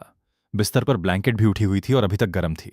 उनके ऑफिशियल क्लोथ्स और बाकी सामान भी कमरे में मौजूद थे, लेकिन खुद मैंग लैंगजोंग गायब थे। यून जनबाई ने तय किया कि अगले दिन वो 2 लोगों को साथ लेकर ब्लू लेक टाउन जाएगा और केस की जांच करेगा। अगले दिन वे ब्लू लेक पहुंचे। यून जनबाई ने अपनी परसेप्शन पूरी तरह खोल दी। सोल्जर्स और वर्कर्स में उसे कोई एबनॉर्मैलिटी नहीं मिली। इसके बाद वह सीधे क्राइम सीन की तरफ बढ़ा। ब्लू लेक कैंप के कमांडर जाओ चेंग ने उसका स्वागत किया। उसने बताया कि वांग शोबे पहले से कैंप में उसका इंतजार कर रहे हैं। क्राइम सीन लेक के ईस्टर्न शोर पर बने एक अलग छोटे कोर्टयार्ड में था। यह कोर्टयार्ड पिछले 2 साल से खाली पड़ा था। यून जनबाई ने पूछा कि इससे पहले यहां कौन रहता था। बताया गया कि 3 साल पहले मिनिस्ट्री ऑफ वर्क से एक ऑफिसर यहां आया था। वो करीब आधे महीने तक यहां रहा और उसके बाद यह जगह फिर खाली हो गई। यून जनबाई ने कमरे में अपनी स्पिरिचुअल पावर फैलाई। उसे महसूस हुआ कि वहां एक ऐसी चीज मौजूद है जिसे आंखों से देखा नहीं जा सकता, लेकिन उसकी स्पिरिचुअल पावर उसे टच कर सकती थी। वह किसी तरह के स्ट्रेंज ट्रांजिशन जैसा महसूस हो रहा था। इसके बाद जाओ चेंग उन्हें वांग शोबे से मिलाने ले गया। वांग शोबे ने उनका स्वागत किया। यून जनबाई ने सबसे पहले पूछा कि मैंग लैंगजोंग के गायब होने से पहले उसके बिहेवियर में कोई बदलाव आया था या नहीं। वांग शोबे ने बताया कि घटना से 2 दिन पहले लेक से एक डार्क ब्लू वाटर ओरे निकला था। मैंग लैंगजोंग ने उसे देखते ही अपने पास ले लिया था। यून जनबाई ने पूछा कि क्या उस ओरे का कोई हिस्सा अभी भी बचा है। वांग शोबे ने कहा कि हां, और उसने तुरंत किसी को उसे लाने भेज दिया। फिर यून जनबाई ने पूछा कि इतने वर्षों में ब्लू लेक में और भी कोई स्ट्रेंज घटना हुई है या नहीं। वांग शोबे ने बताया कि हर साल समर के दौरान कई अच्छे स्विमर्स लेक के पास गायब हो जाते हैं। जब उनकी बॉडीज वापस मिलती हैं तो उनके चेहरे बिल्कुल शांत होते हैं। उनके लंग्स में पानी तक नहीं होता। रात में माउंटेन्स की तरफ से कभी कभी भारी चीज के चलने जैसी फुटस्टेप्स सुनाई देती हैं और कई बार वहां ग्रीन लाइट भी दिखाई देती है। फिर वांग शोबे ने एक और ज्यादा स्ट्रेंज बात बताई। हर साल एक खास दिन ऐसा आता है जब ब्लू लेक पर तैनात सभी लोग एक ही सपना देखते हैं। यून जनबाई ने पूछा कि सपना कैसा होता है। उन्होंने बताया कि सपने में वे लोग खुद को आसमान में तैरते हुए देखते हैं। चारों तरफ पूरी डार्कनेस होती है। उन्होंने सिल्वर व्हाइट 1 पीस क्लोथिंग पहनी होती है। सिर पर ट्रांसपेरेंट हेलमेट जैसा कवर होता है और पैरों के नीचे एक बहुत बड़ा ब्लू स्फीयर दिखाई देता है। उस ब्लू स्फीयर पर एक डार्क रेड क्रैक होता है। उसे देखते ही उन्हें एंग्जाइटी और तेज हेडेक महसूस होने लगता है। यून जनबाई ने तुरंत समझ लिया कि यह सामान्य क्लोथिंग नहीं है। उसने पूछा कि क्या वो सिल्वर व्हाइट सूट सिर से पैर तक एक ही पीस में जुड़ा होता है। वांग शोबे ने कहा कि हां, उसका मटेरियल थोड़ा स्टिफ होता है और जॉइंट्स के पास फोल्ड्स होते हैं। यून जनबाई ने आगे पूछा कि क्या सिर का ट्रांसपेरेंट कवर भी उस सूट के कॉलर से बिल्कुल टाइटली कनेक्टेड होता है। जवाब हां में मिला। फिर उसने पूछा कि क्या पीछे एक स्क्वायर बॉक्स भी होता है जिससे 2 पाइप्स जुड़े होते हैं। वांग शोबे हैरान रह गया। उसे समझ नहीं आया कि यून जनबाई को यह सब कैसे पता है। तभी यून जनबाई ने बताया कि कुछ साल पहले वो खुद भी पानी में डूबकर बेहोश हुआ था। उस समय उसने भी इसी तरह का सपना देखा था। उसने खुद को आसमान में तैरते हुए देखा था। उसने भी सिल्वर व्हाइट स्ट्रेंज सूट पहना हुआ था और उसके नीचे एक विशाल ब्लू स्फीयर था। वांग शोबे इस कोइंसिडेंस को सुनकर हैरान रह गया। यून जनबाई ने कहा कि ब्लू लेक में कुछ ऐसी चीजें हैं जिनकी इन्वेस्टिगेशन शायद नहीं की जानी चाहिए। शायद कुछ सच्चाइयों का पता न चलना ही बेहतर है। सूमो ने उसकी बात समझ ली। यून जनबाई ने उसे आदेश दिया कि रिपोर्ट में लिखे कि यह केस एक्सट्रीमली स्ट्रेंज है और इसे आगे रिपोर्ट करने की रिकमेंडेशन दी जाए। फिर उसने सूमो को अपने दोनों साथियों के साथ वापस जाने को कहा। उधर एक और स्ट्रेंज बात सामने आई। कई लोग एक ही सपना देख रहे थे। सपने में वे एस्ट्रोनॉट जैसी क्लोथिंग पहनकर एक विशाल ब्लू अर्थ लाइक स्फीयर को देख रहे थे। उस स्फीयर पर मौजूद ब्लड रेड स्कार आखिर क्या था। यून जनबाई ने महसूस किया कि उसे और तेजी से पावरफुल बनना होगा। इसी बीच कुछ क्रिमिनल्स आपस में अपनी करतूतों की डींगे मार रहे थे। वे बताते थे कि किस तरह उन्होंने गांव वालों से फूड छीना, लोगों को मारा और कमजोर लोगों का फायदा उठाया। एक ने बताया कि उसने एक बूढ़े आदमी से 2 बैग्स ऑफ ग्रेन छीन लिए थे। बूढ़ा उन्हें बचाने के लिए पीछे तक दौड़ा, लेकिन रास्ते में गिर पड़ा। दूसरे ने एक रेफ्यूजी शेल्टर में घुसकर वहां मौजूद महिला को धमकाने और उसके साथ जबरदस्ती करने की बात गर्व से बताई। तीसरे ने कहा कि उसने पहले एक मैरिड वुमन के साथ जबरदस्ती की और उसके पति को भी धमकाया।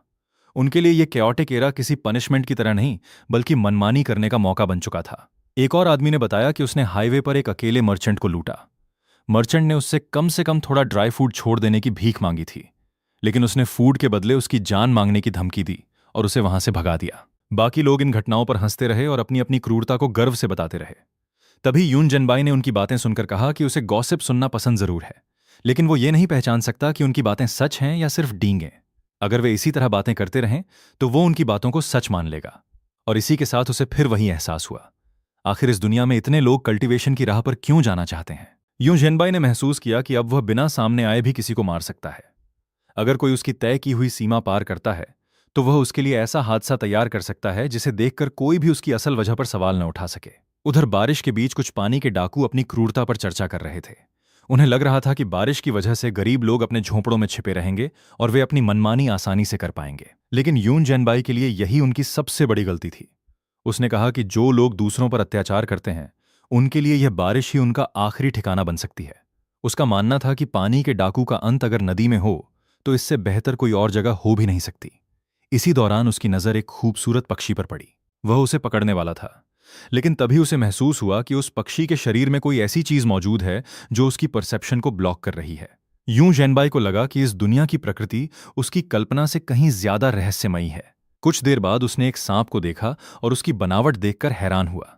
उसने मजाक किया कि प्रकृति ने एक साधारण सांप में भी इतनी आकर्षक अपीयरेंस पैदा कर दी है। फिर उसने उस सांप को छोड़ दिया और उसे कुछ खाने को देकर वहां से जाने दिया। दूसरी तरफ कुछ अपराधी शराब पीते हुए चोरी और लोगों को परेशान करने की अपनी घटनाएं सुना रहे थे। कोई पहाड़ से रैबिट चुराकर लाया था, कोई शराब चुराकर भागा था, और कोई ये सोच रहा था कि आगे पैसे मिलने पर शहर जाकर अपनी मनमानी करेगा। तभी एक आदमी बारिश से बचने के लिए उनके ठिकाने में आ गया। उसने अपना परिचय एक मुसाफिर के रूप में दिया और कहा कि बारिश की वजह से उसे कुछ देर यहां रुकना पड़ा। उसने यह भी बताया कि रास्ते में उसने कुछ मछलियां पकड़ी थीं और उन्हें उनके लिए खाने के तौर पर ले आया है। उन लोगों ने उसे बैठने दिया। उन्होंने हैरानी जताई कि इतनी रात को अकेले सफर करने की उसकी हिम्मत कैसे हुई। फिर उस आदमी ने उनसे शराब मांगी क्योंकि उसका शरीर ठंड से कांप रहा था। कुछ देर बाद उसने कहा कि बाहर रहते हुए उसने उनकी बातें सुनी थीं और अब उसका भी मन कर रहा है कि वो अपनी कुछ पुरानी कहानियां सुनाए। उसने कहा कि उसने भी जिंदगी में कई गलत काम किए हैं और उसके पास सुनाने के लिए काफी स्टोरीज हैं। डाकुओं ने कहा कि अगर उसकी कहानी अच्छी नहीं हुई तो उसे 3 कटोरी शराब पीनी पड़ेगी। तब उस आदमी ने अपनी एक कहानी शुरू की। उसने बताया कि 2 साल पहले वो एक बड़े सॉल्ट मर्चेंट के घर गार्ड का काम करता था। उस मर्चेंट की 9वीं कॉन्क्यूबाइन बेहद खूबसूरत थी। एक दिन उसका पाला उस महिला की पालतू बिल्ली से पड़ा। वो बिल्ली उसके रास्ते में आ गई और उसने उसे रोक दिया। उस आदमी ने दावा किया कि उस समय महिला ने उसे डांटते हुए कहा कि उसके कपड़ों पर गंदगी लग गई है और अगर उसके कपड़े खराब हुए तो वो उसकी कीमत कैसे चुकाएगा। फिर कहानी सुनाने वाला अचानक बहुत गंभीर अंदाज में उसके सामने खड़ा हो गया और बोला कि वो आग से खेल रही है। यह सुनकर वहां बैठे डाकू जोर जोर से हंसने लगे। उन्होंने पूछा कि आगे क्या हुआ। उसने बताया कि वो महिला डर गई और उससे पूछा कि वो आखिर चाहता क्या है। तब उसने उससे कहा कि आज से वो उसकी महिला है। उसके अतीत में वो शामिल नहीं हो सका, लेकिन उसके भविष्य में उसके साथ रहेगा। डाकू उसकी बात सुनकर और जोर से हंसने लगे। एक ने मजाक किया कि वो गार्ड था या शादी करने आया था। उस आदमी ने अपनी कहानी जारी रखी। उसने कहा कि महिला डर कर भागने लगी तो उसने पीछे से आवाज लगाई कि वो चाहे दुनिया के किसी भी कोने में भाग जाए, वो उसे ढूंढ निकालेगा। उसने ये भी कहा कि वो उसके लोगों से बच सकती है, लेकिन उसके प्यार से नहीं। अब वहां बैठे लोग हंसी नहीं रोक पा रहे थे। किसी ने पूछा कि क्या वो आदमी बच पाया। उसने कहा कि महिला के परिवार ने उसे जिंदा नहीं छोड़ा होता, लेकिन वो तेजी से भाग गया। भागते समय उसने उस महिला को आखिरी बार आवाज लगाई कि वो याद रखे, जिंदा रहे तो उसकी और मर जाए तो भी उसकी। फिर उसने वहां बैठे सभी लोगों को बताया कि बाहर की बारिश अब कम हो गई है। उसने शराब पी ली थी, अपनी कहानी भी सुना दी थी। अब उसे आगे जाना था। लेकिन जाते जाते उसने उन लोगों पर कटाक्ष किया कि उन्होंने उसे पीते समय तो भाई कहा, लेकिन विदाई के समय उसके लिए एक भी अच्छा शब्द नहीं कहा। उसके जाने के बाद यून जैनबाई ने सोचा कि अगला टारगेट कौन होगा। कुछ समय बाद वो एक एंटरटेनमेंट हाउस में पहुंचा। वहां के मैनेजर ने उसका स्वागत किया और बताया कि किंगियन टावर पूरे सांचा रिवर टाउन के सबसे प्रसिद्ध एस्टैब्लिशमेंट्स में से एक है। वहां की महिलाएं पोएट्री और पेंटिंग दोनों में माहिर थीं। मैनेजर ने उसे एक खास ड्रिंकिंग गेम के बारे में बताया जिसे फ्लावर ऑर्डर कहा जाता था। इस खेल में महिला एक लाइन या टॉपिक देती थी और गेस्ट को उसका अगला हिस्सा बनाना होता था। अगर वो जवाब नहीं दे पाता तो उसे ड्रिंक करना पड़ता, लेकिन अगर उसका जवाब अच्छा होता तो महिला को भी ड्रिंक करना पड़ता। यूं जैनबाई ने टैन युए के साथ फ्लावर ऑर्डर खेलने का फैसला किया। टैन युए ने उससे पूछा कि वो किस तरह का गेम खेलना चाहता है।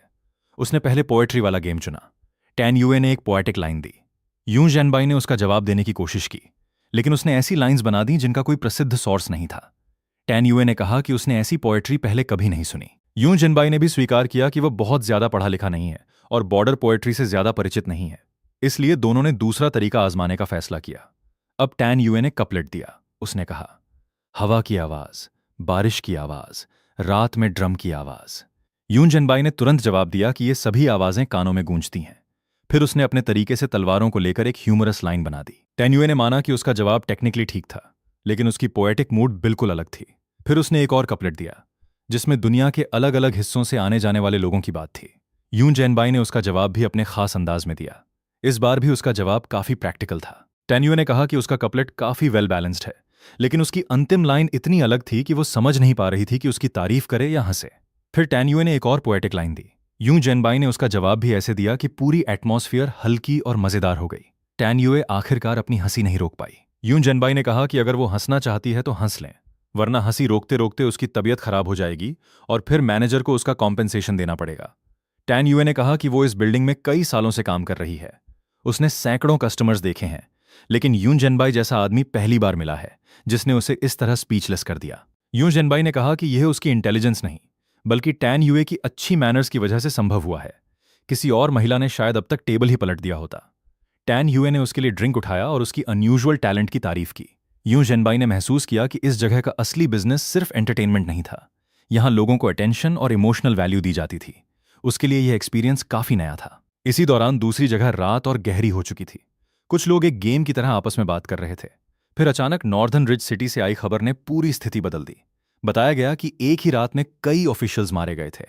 चुझो का 1000 हाउस होल्ड ऑफिसर, बा काउंटी के कुछ पावरफुल लोग और एक वाटर बंडित लीडर समेत 300 से ज्यादा लोग भी मारे गए थे। इसके अलावा 5 बटालियन के एक सीनियर ऑफिसर और उसके पर्सनल गार्ड्स भी रहस्यमय तरीके से मर गए थे। बैठक में मौजूद लोगों ने सवाल उठाया कि क्या यह सब सिर्फ कोइंसिडेंस था। एक जनरल ने बताया कि उसने पिछले कई मिस्टीरियस डेथ्स की पूरी जानकारी इकट्ठी की है।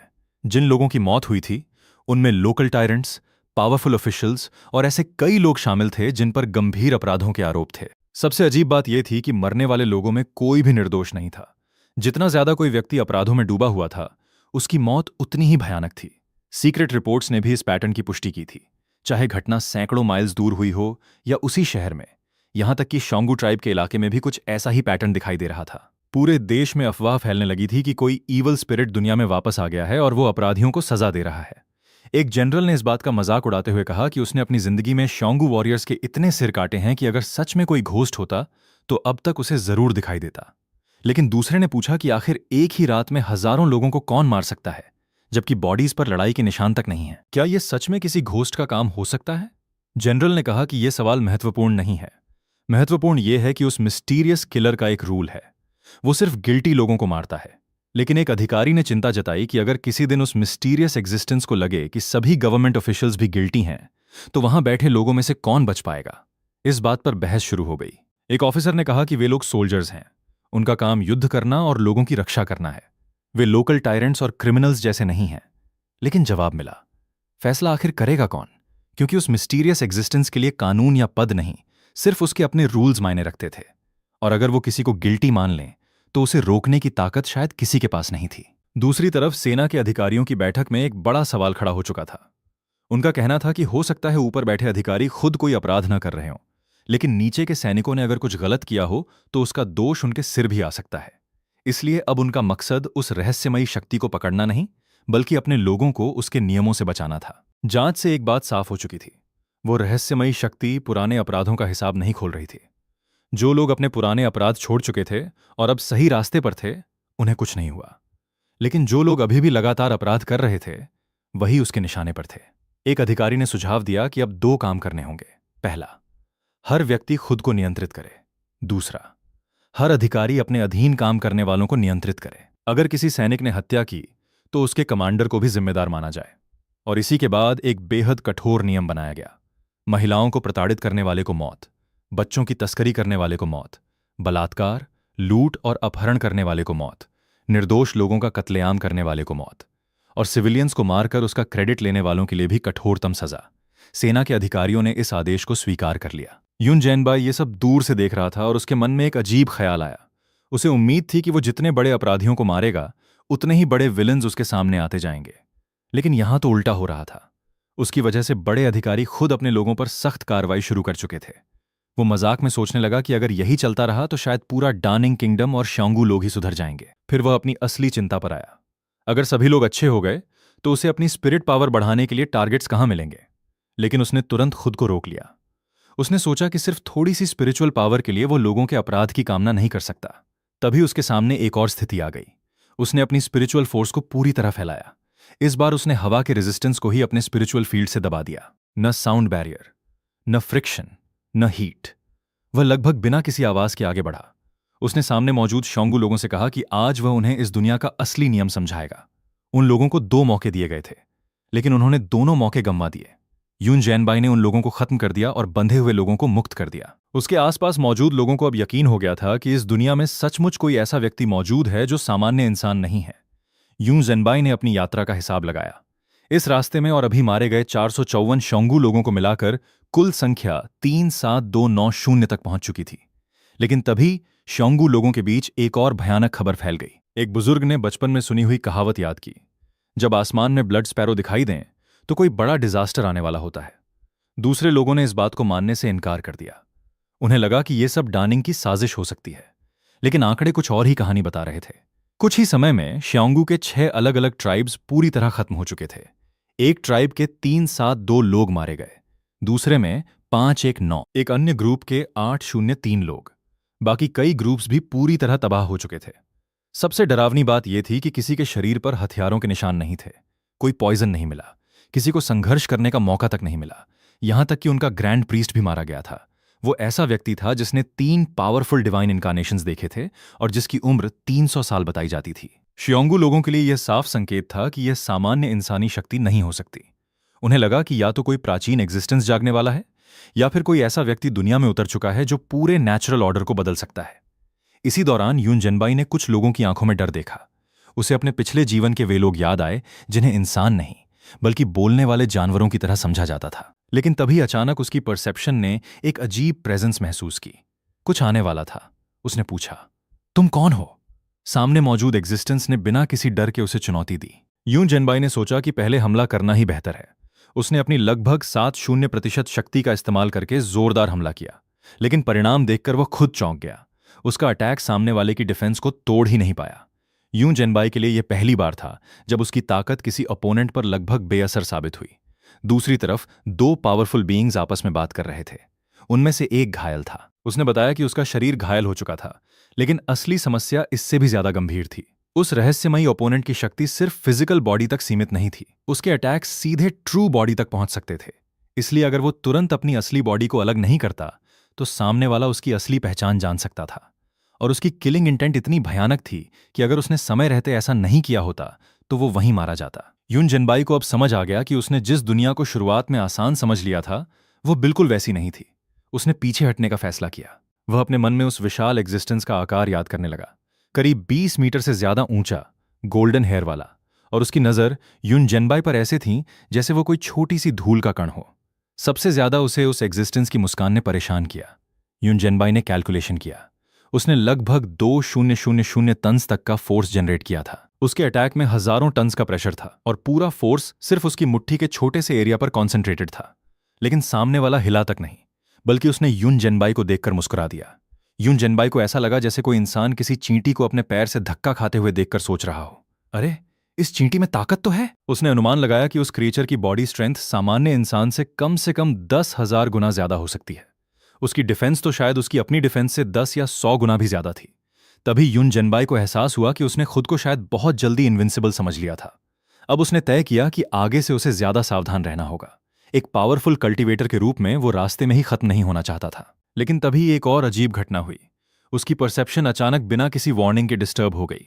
चारों तरफ एक रहस्यमयी फॉग फैलने लगी। यून जैनबाई ने महसूस किया कि यह ऑर्डिनरी स्पेस का हिस्सा नहीं है, यह किसी हायर लेवल एग्जिस्टेंस की शक्ति थी। उसे महसूस हुआ कि वो लॉक हो चुका है। उसने सोचा, पहले छोटा एनिमी उसकी शक्ति से बाहर निकला, अब शायद उससे भी बड़ा ओपोनेंट सामने आ रहा था। उसने उस विशाल एग्जिस्टेंस पर दोबारा हमला किया, लेकिन फिर भी कोई फायदा नहीं हुआ। उसने अपनी पूरी शक्ति से उसके हेड के पास किक मारी, लेकिन सामने वाले का सिर सिर्फ थोड़ा सा मुड़ा। यून जैनबाई के मन में पहली बार सचमुच यह ख्याल आया, क्या आज मैं यहीं मरने वाला हूं? तभी कहीं दूर से आवाज आई कि उनके बड़े भाई के साथ लड़ाई शुरू हो चुकी है। उन्हें तुरंत वहां पहुंचना था। एक पावरफुल एग्जिस्टेंस ने यून जैनबाई को चेतावनी दी कि कुछ चीजों को अभी जानने या देखने की कोशिश ना करे।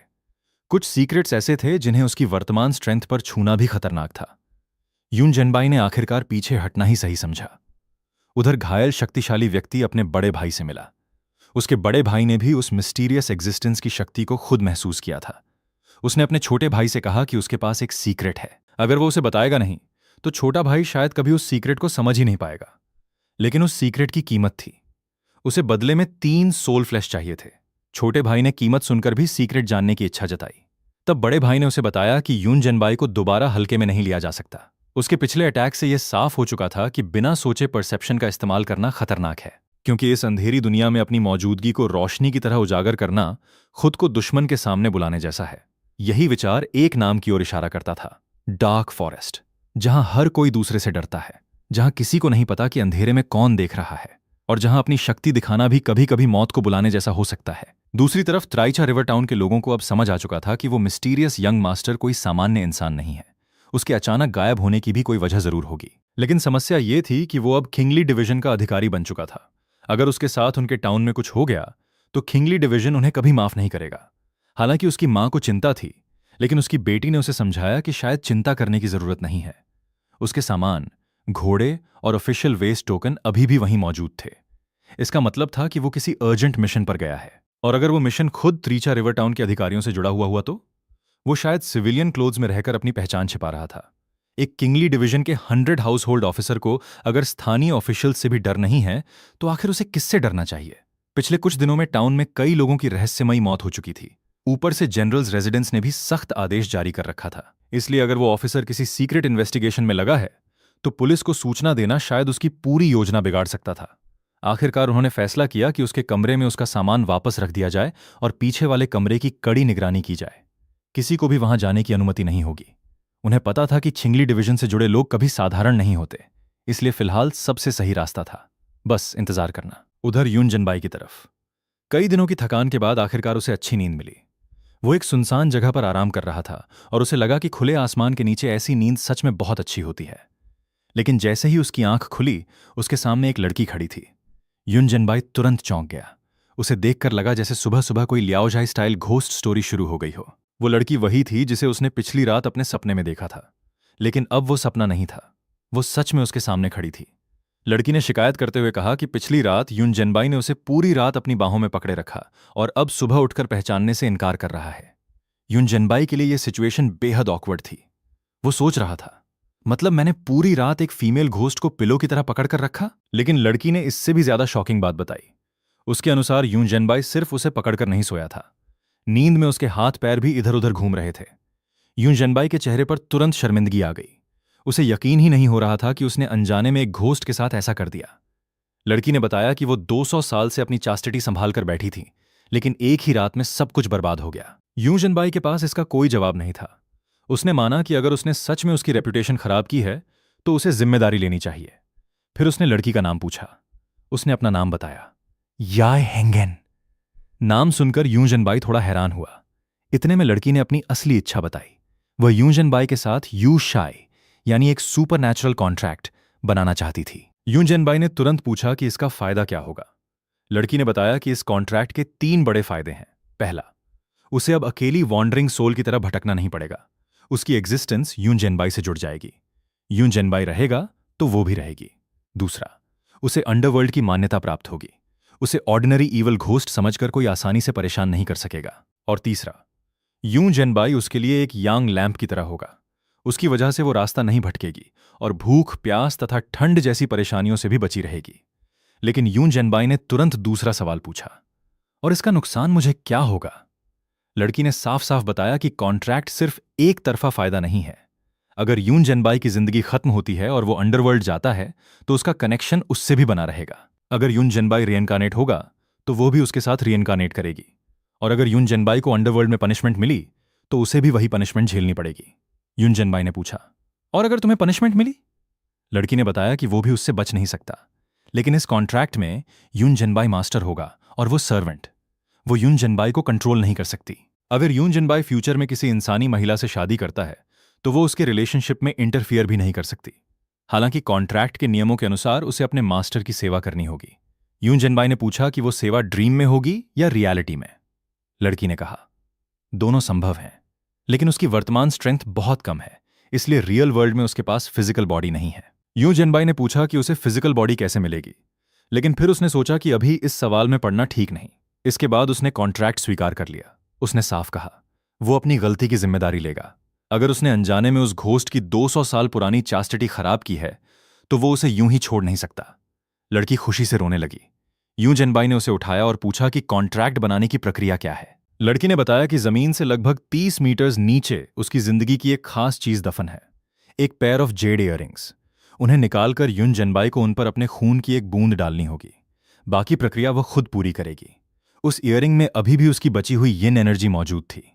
जब उसमें युन जनबाई का यांग एनर्जी वाला ब्लड मिलेगा तो दोनों की एनर्जी आपस में जुड़ जाएगी। इसके बाद वह अंडरवर्ल्ड को कॉन्ट्रैक्ट सौंप देगी और उनका यू कॉन्ट्रैक्ट पूरा हो जाएगा।